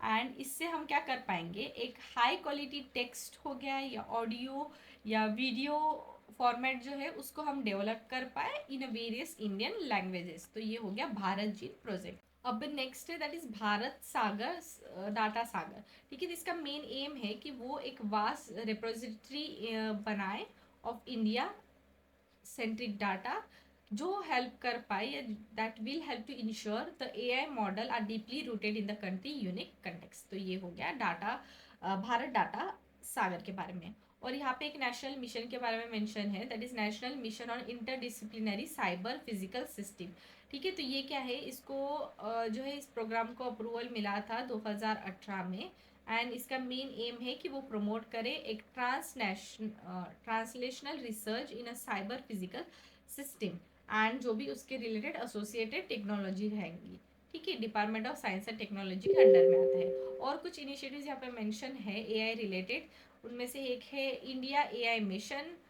ये जो मिशन है ये इम्प्लीमेंट किया गया है by India AI independent business division, जो डिजिटल इंडिया कॉरपोरेशन के अंडर में आता है, ministry of electronics and IT के अंदर, ठीक है। एक है नेशनल एआई पोर्टल, ठीक है। और तीसरा है AI research analytics and knowledge dissemination platform, ठीक है। ये कॉमन प्लेटफॉर्म है जो एआई रिलेटेड जो नॉलेज को जो है एसिमुलेट करता है। Next is a global partnership on AI, that is artificial intelligence. India जो है इसका फाउंडिंग मेंबर है और मेनली ये हेल्प करता है to guide the responsible development and uses of AI.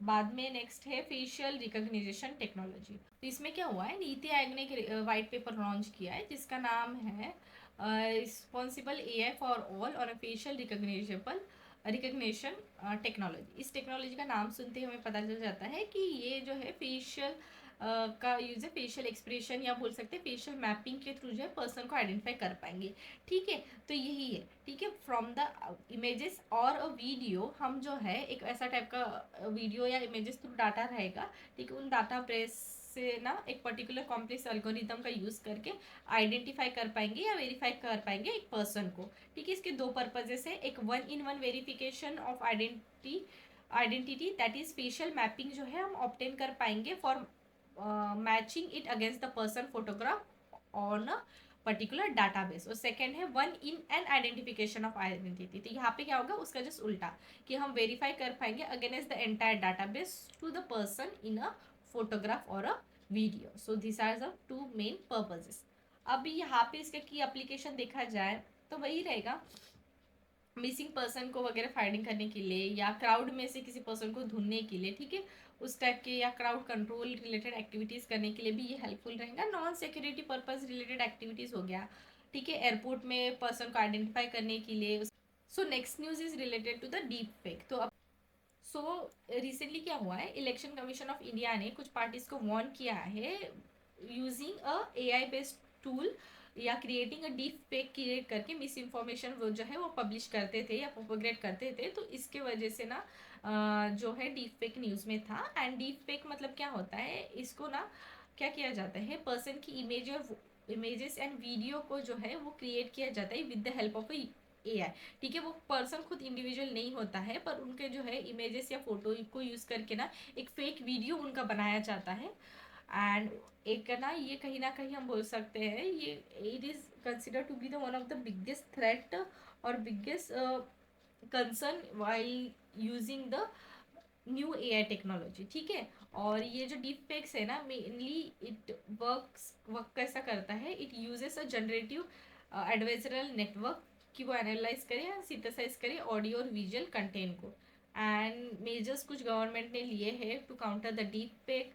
तो एक जो आईटी एक्ट है 2000 का, उसमें सेक्शन 66D में दिया है कि इस टाइप के जो है कम्युनिकेशन डिवाइसेस थ्रू जो है कुछ डीप फेक रिलेटेड एक्टिविटीज़ या कुछ फेक एक्टिविटीज़ होती है या चीटिंग की जाती है तो उसको ना हम पनिश करेंगे, ठीक है, पनिशेबल एक्ट कंसिडर किया गया है। और यहाँ पे भी कुछ इंटरमीडिएटली रूल्स जो है 2021 के आईटी रिलेटेड उसमें भी जो है कुछ मेजर्स लिए गए हैं, ठीक है। So this are some measures. और एक न्यूज़ है रिलेटेड टू SARAH। तो ये क्या है, it is a WHO unravel a digital health promoter prototype है and it mainly harness the generative AI for a public health purpose. तो इसमें क्या किया जाता है, इसमें प्रोवाइड किया जाता है information across various health related topic, healthy habits या मेंटल हेल्थ रिलेटेड इशू को भी कवर किया जाता है। एंड ये कहीं ना कहीं हेल्प करेगा for developing a better understanding in various risk factor और वेरियस डिसीजेस, ठीक है। तो ये हो गया ये इनिशिएटिव के बारे में। अभी यहाँ पे दिया है extended reality related news. Extended reality क्या है, एक ऐसा अम्ब्रेला टर्म है जिसके अंडर में augment reality, virtual reality, mixed reality आती है। तो अब ऑगमेंट रियलिटी क्या होती है, ये ना इसमें क्या किया जाता है, ऑगमेंट रियलिटी में एक रियल टाइम इंटीग्रेशन किया जाता है डिजिटल इंफॉर्मेशन का इनटू द यूजर इन्वायरमेंट। जैसे कि एआई मतलब एआर में क्या किया जाता है, ऑगमेंट रियलिटी में इमेजेस वगैरह जो है जनरेट की जाती है कंप्यूटर थ्रू, और उनको ना प्रोजेक्ट किया जाता है हमारे सामने रियल लाइफ में, ठीक है। उसको हम बोलते हैं ऑगमेंट रियलिटी। एक होता है वर्चुअल रियलिटी। वर्चुअल रियलिटी जैसे हमने मूवीज में वगैरह देखा होगा, ठीक है। वर्चुअली हमें दिया जाता है ऐसा एक फ्रेम दी जाती है, ठीक है, स्पेक्स वाली फ्रेम दी जाती है, जिससे हम ना प्रॉपरली हमें ऐसा लगता है कि हम उसके अंदर है, ठीक है। मूवी वगैरह दिखाई जाती है, ऐसा लगता है कि हमारे साइड में ही, सराउंडिंग में ही वो एक्टिविटीज़ हो रही है। तो इसमें क्या किया जाता है, जो भी फिजिकल इन्वायरमेंट है ना उसको कम्प्लीटली शट डाउन किया जाता है, और डायरेक्टली हम ना उस वर्चुअल वर्ल्ड में पहुंच गए, इस टाइप से हमें लगता है, ठीक है। और उसके बाद है मिक्स्ड रियलिटी। तो ये ना हाइब्रिड टेक्नोलॉजी है, जहाँ पे ऑगमेंट रियलिटी और वर्चुअल रियलिटी दोनों का जो है कॉम्बिनेशन करके ना मिक्स्ड रियलिटी को बनाया जाता है। So this is related to the extended realities. अब देखते हैं यहाँ पे डिजिटल ट्विन के बारे में। डिजिटल ट्विन क्या होते हैं, basically they are the virtually replica होते हैं फिजिकल ऑब्जेक्ट सिस्टम्स या प्रोसेसेस का, जो स्टिमुलेट करती है their real world counterpart in a real time. तो इसके ना 4 की टेक्नोलॉजी है इसमें। एक है internet of thing, extended reality जो भी हमने पढ़ा, क्लाउड कंप्यूटिंग और आर्टिफिशियल इंटेलिजेंस। आर्टिफिशियल इंटेलिजेंस भी इसके पहले हमने पढ़ा था। अभी इंटरनेट ऑफ थिंग्स और क्लाउड कंप्यूटिंग के बारे में देखते हैं। अभी इंटरनेट ऑफ थिंग्स क्या होता है, बेसिकली क्या होता है, it refers to the network, जहाँ पे ना हमारे जो फिजिकल डिवाइसेस है या व्हीकल्स हो गया या अप्लायंसेस हो गया ना, इनको ना एम्बाइड किया जाता है सेंसर्स से या सॉफ्टवेयर या नेटवर्क थ्रू, ठीक है, डिफरेंट नेटवर्क कनेक्शन थ्रू, जिससे ना हमारे इनसे डाटा लिया जाता है, ठीक है, कलेक्ट किया जाता है, और उनको ना एक दूसरे से इस तरीके से अटैच किया जाता है कि हमारे जो है कन्वीनियंस के अकॉर्डिंग हम उसको यूज़ कर पाए।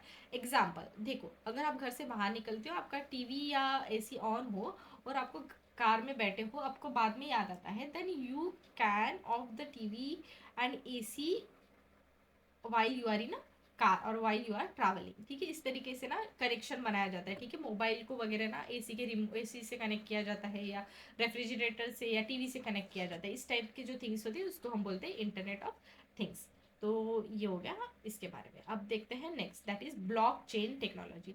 देखो, तो ब्लॉक चेन टेक्नोलॉजी का फर्स्ट यूज जो है ना, वो बिटकॉइन जो है क्रिप्टो करेंसी, उसका जब डेवलपमेंट हुआ था उसमें ना इसको यूज किया गया था। तो ब्लॉकचेन टेक्नोलॉजी एक टाइप का ना लेजर होता है, पर वो ना एक टेक्नोलॉजी डिजिटली लेजर होता है, ठीक है। और ये ना एक डिसेंट्रलाइज नेटवर्क होता है, इसमें सेंट्रलाइज कुछ फॉर्म नहीं होता, किसी भी एक मेजर अथॉरिटी के अंदर नहीं होता है, एक डिसेंट्रलाइज डिस्ट्रीब्यूटिव लेजर टेक्नोलॉजी है। मेनली इसको फर्स्ट टाइम ना बिटकॉइन या क्रिप्टो करेंसी का जब डेवलपमेंट हुआ था उस टाइम पे यूज़ किया गया था, ठीक है। एंड इसमें क्या किया जाता है, जो भी एक्सचेंजेस किए जाते हैं ना, वो मेनली एक डाटा जो होता है, मेनली एक्सचेंज जो होता है डाटा का, वो एक ब्लॉक फॉर्मेट में होता है। वो कैसे, ठीक है, यहाँ पे ना एक फिगर दिया है, उसके थ्रू मैं आपको समझाती हूँ, ठीक है। देखो, किसी क्लाइंट ने ना कुछ प्रोसेस को इनिशिएट किया, ठीक है, तो इस पीयर में वो सारा नेटवर्क में ना वो पास ऑन किया, ठीक है। उन्होंने जो भी क्लाइंट ने कुछ प्रोसेस इनिशिएट किया, तो ये पीयर टू नेटवर्क में ना सब जन लोग कनेक्टेड होते हैं, और ये सारे लोगों से ना कुछ वैलिडेशन मिलता है, ठीक है, हमने अप्रूव कर दिया इस वेरिफिकेशन या ट्रांजेक्शन को, और इस ट्रांजेक्शन को जो है पास ऑन किया जाता है लेजर में। और यहाँ पे जो है जो भी इंफॉर्मेशन होती है ना, वो एक ब्लॉक के फॉर्मेट में जो है कनेक्शन बनाती है, ठीक है, इंटरकनेक्टेड होती है।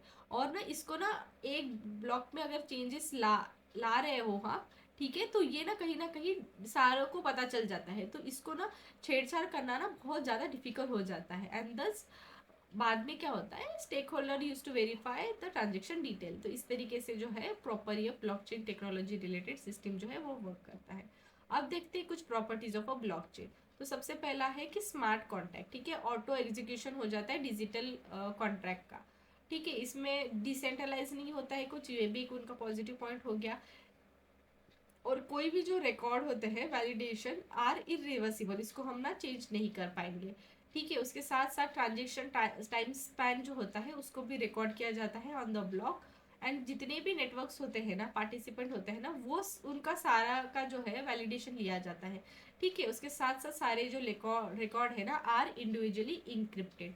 So this are some security या properties related to the blockchain. Potential application जैसे हमने अभी देखा क्रिप्टो करेंसी वाला, ठीक है, बिटकॉइन वगैरह में, और वोटिंग सिस्टम में भी हम इसको जो है यूज़ कर पाएंगे to check the eligibility check करने के लिए या आइडेंटिफिकेशन करने के लिए वोटर्स का वगैरह।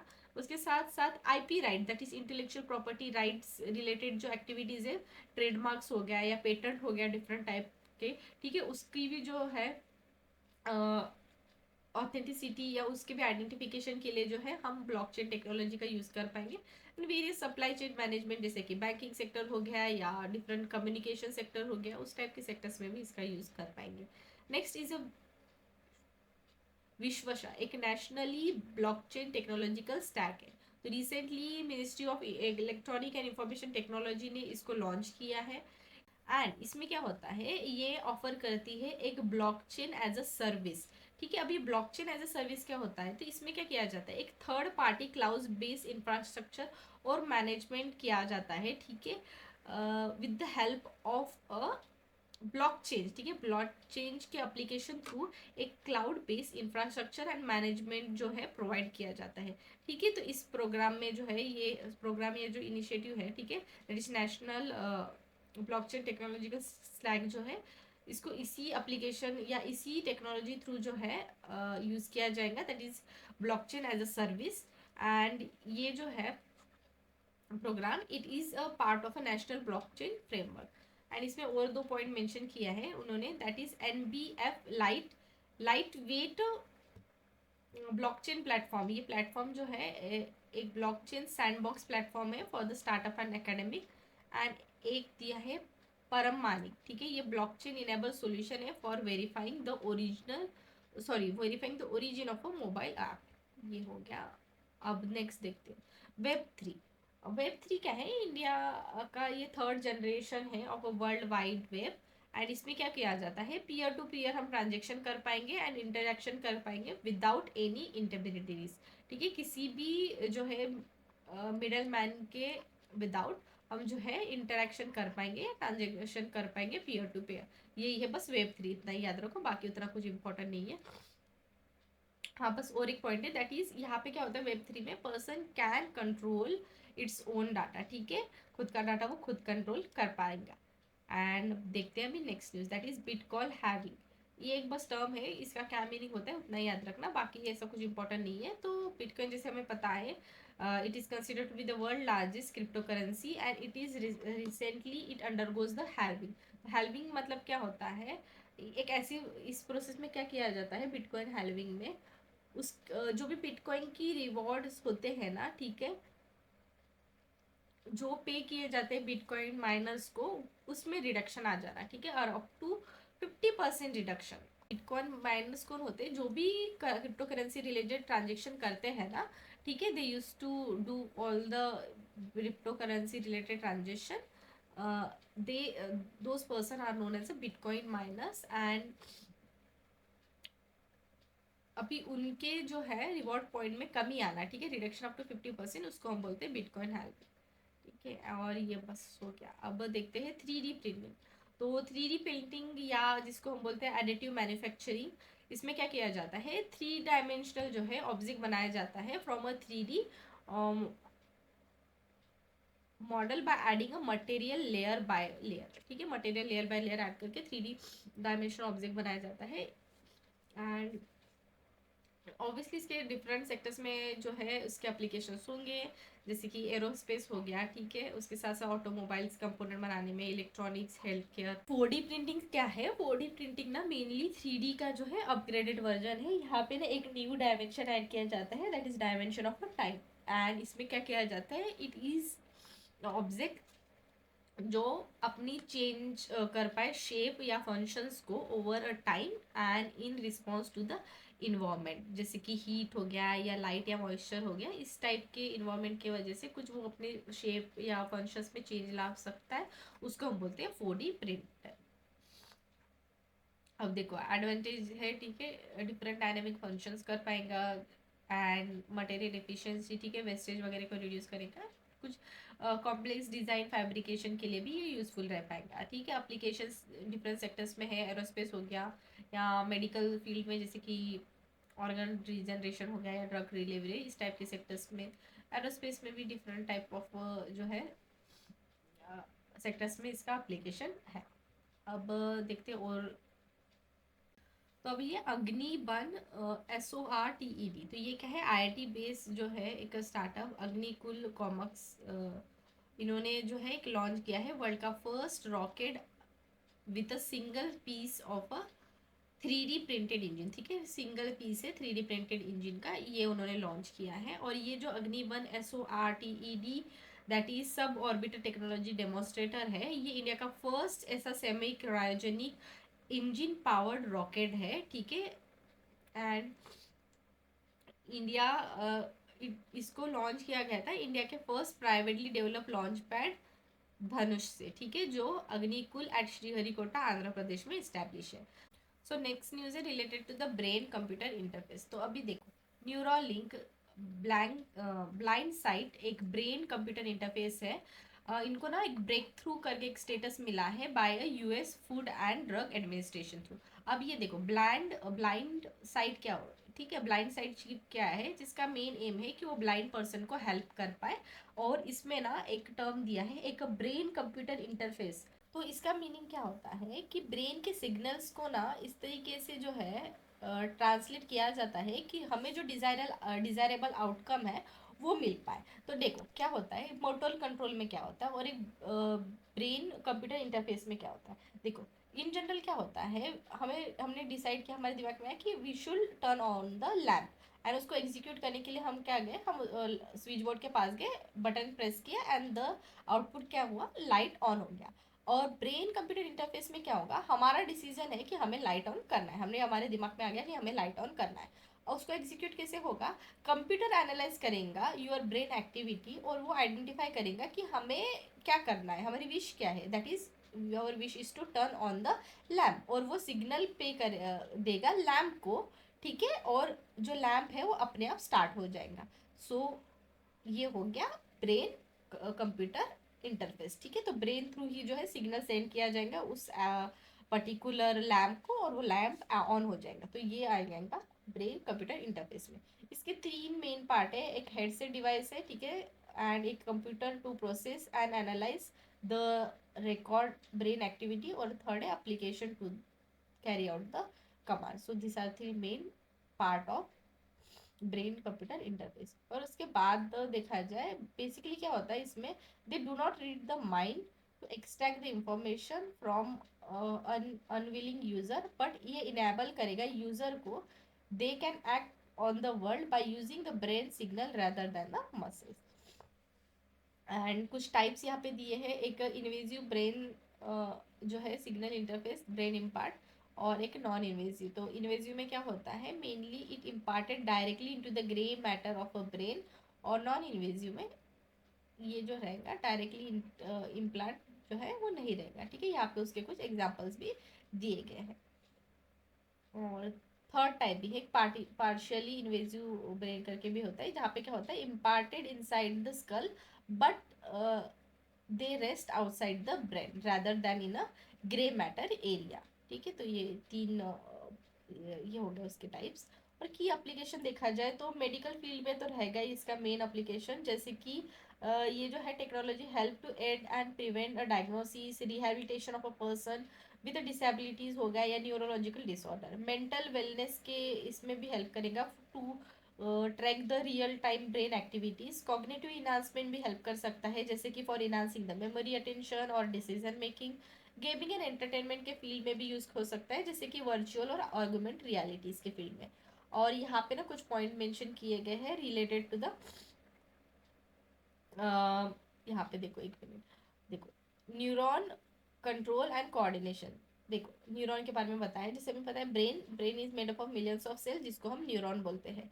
एंड न्यूरॉन जो है they work together in coordination and they help, and it just does help to form a particular movement. ठीक है, और ये जो न्यूरॉन कम्युनिकेट करते हैं, they use to communicate via electrochemical signals. और ये कहीं ना कहीं हेल्प करते हैं फॉर अचीविंग और फॉर ब्रेन रिलेटेड एक्टिविटीज़।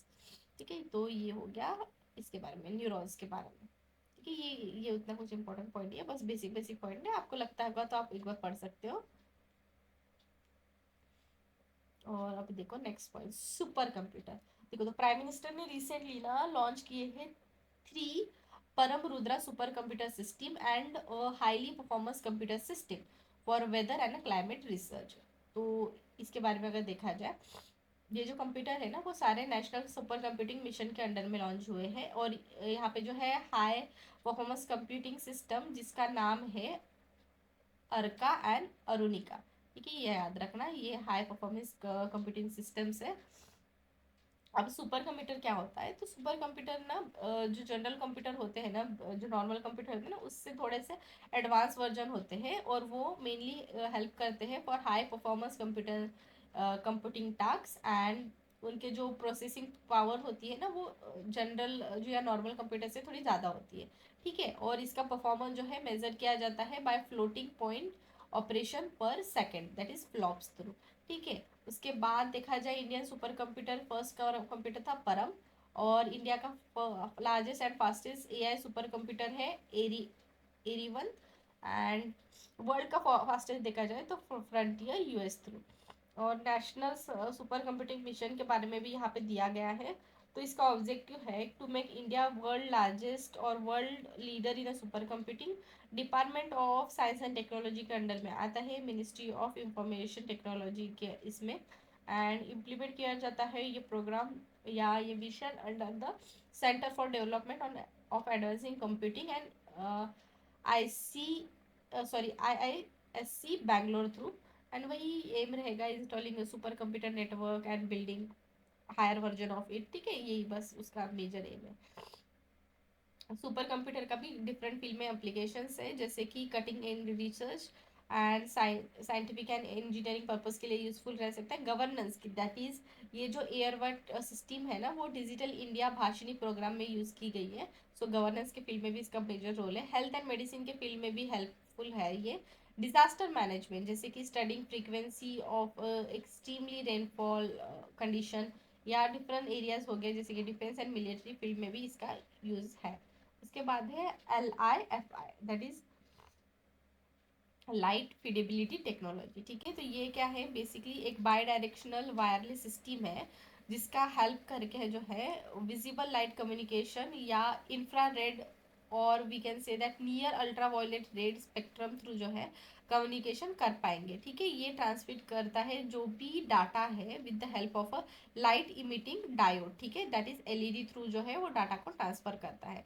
तो वो न्यूज़ में क्यों था इस टेक्नोलॉजी के बारे में। ठीक है, आई थिंक इसके ऊपर ना PYQ भी एक बार आ चुका है, तो एक बार आप देख लेना। एंड मिनिस्ट्री ऑफ न्यूज़ में क्यों था ये बता देती हूँ। तो ये मिनिस्ट्री ऑफ डिफेंस ने ना एक फंडेड किया एक startup under the innovation for defence excellence and which ensure करेगा ये जो टेक्नोलॉजी है LIFI technology for Indian defence sector, particularly focusing on navy. ठीक है, इसकी वजह से उन्होंने कुछ जो है स्टार्टअप को फंड किया है कि नेवी रिलेटेड, नेवी में कुछ जो है इस टेक्नोलॉजी का यूज़ करके कुछ पॉजिटिव इम्पैक्ट ला पाए। एंड ये जो टेक्नोलॉजी अभी जो मैंने एक्सप्लेन की थी, ठीक है, थोड़ी देर पहले, तो उसी का वर्किंग अगर देखा जाए, on end of activity of LED transmit the data transmission transfer करता है, डाटा ट्रांसमिट करता है ये by the binary code, with the help of a binary code through वो ट्रांसफर करता है। कुछ एडवांटेज देखा जाए तो हाई डाटा रेट होते हैं उसका, चीप होता है, सस्टेनेबल होता है और सिक्योर फॉर्मेट भी उसको कंसिडर किया जाता है। ठीक है, अब कुछ कंपैरिजन देखते हैं। LIFI that is infra invisible और विजिबल लाइट सोर्स रहता है। और जो विजिबल लाइट रहता है VLC टेक्नोलॉजी, उसमें सिर्फ विजिबल लाइट रहता है। ठीक है, एंड ट्रांसमिशन बाय डायरेक्शनल होता है, यहाँ पे पॉइंट टू पॉइंट होता है, डाटा रेट हाई होता है, यहाँ पे लो होता है।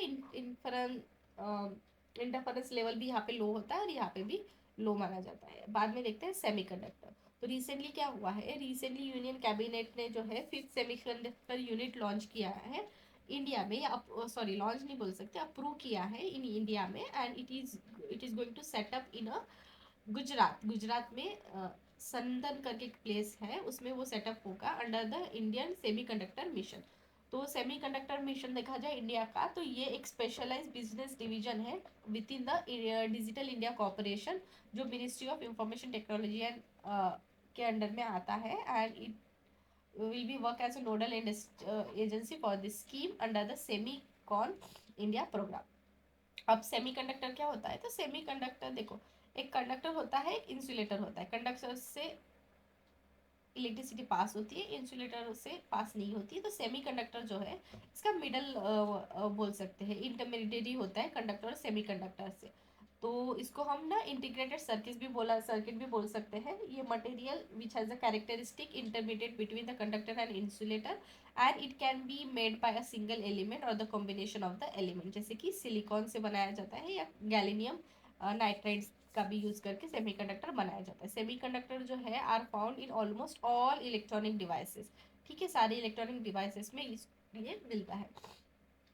अब देखते हैं नेटवर्क एज अ सर्विस। अभी नेटवर्क एज अ सर्विस, उसके पहले हमने देखा था ब्लॉकचेन एज अ सर्विस। ठीक है, ब्लॉकचेन एज अ सर्विस देखा था ऊपर, अभी यहाँ पे है नेटवर्क एज अ सर्विस। तो यहाँ पे क्या होता है, ये एक क्लाउड सर्विस मॉडल है in which customer rent a network services from the cloud provider.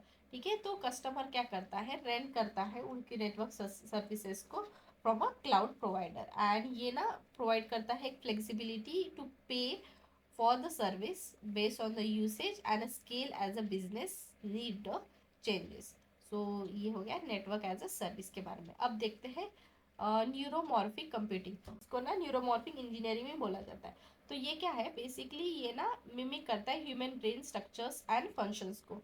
और इसमें क्या किया जाता है, इट इन्वॉल्व डिज़ाइन किया जाता है हार्डवेयर और सॉफ्टवेयर को जो सेम सिमिलर जो है न्यूरल नेटवर्क जो होता है ब्रेन में उसको स्टिमुलेट कर पाए। ठीक है, एंड यहाँ पे जैसे मेंशन किया है देखो स्पाइकिंग न्यूरल नेटवर्क, जिसके बारे में हमने ऊपर अभी पढ़ा था थोड़े टाइम पहले।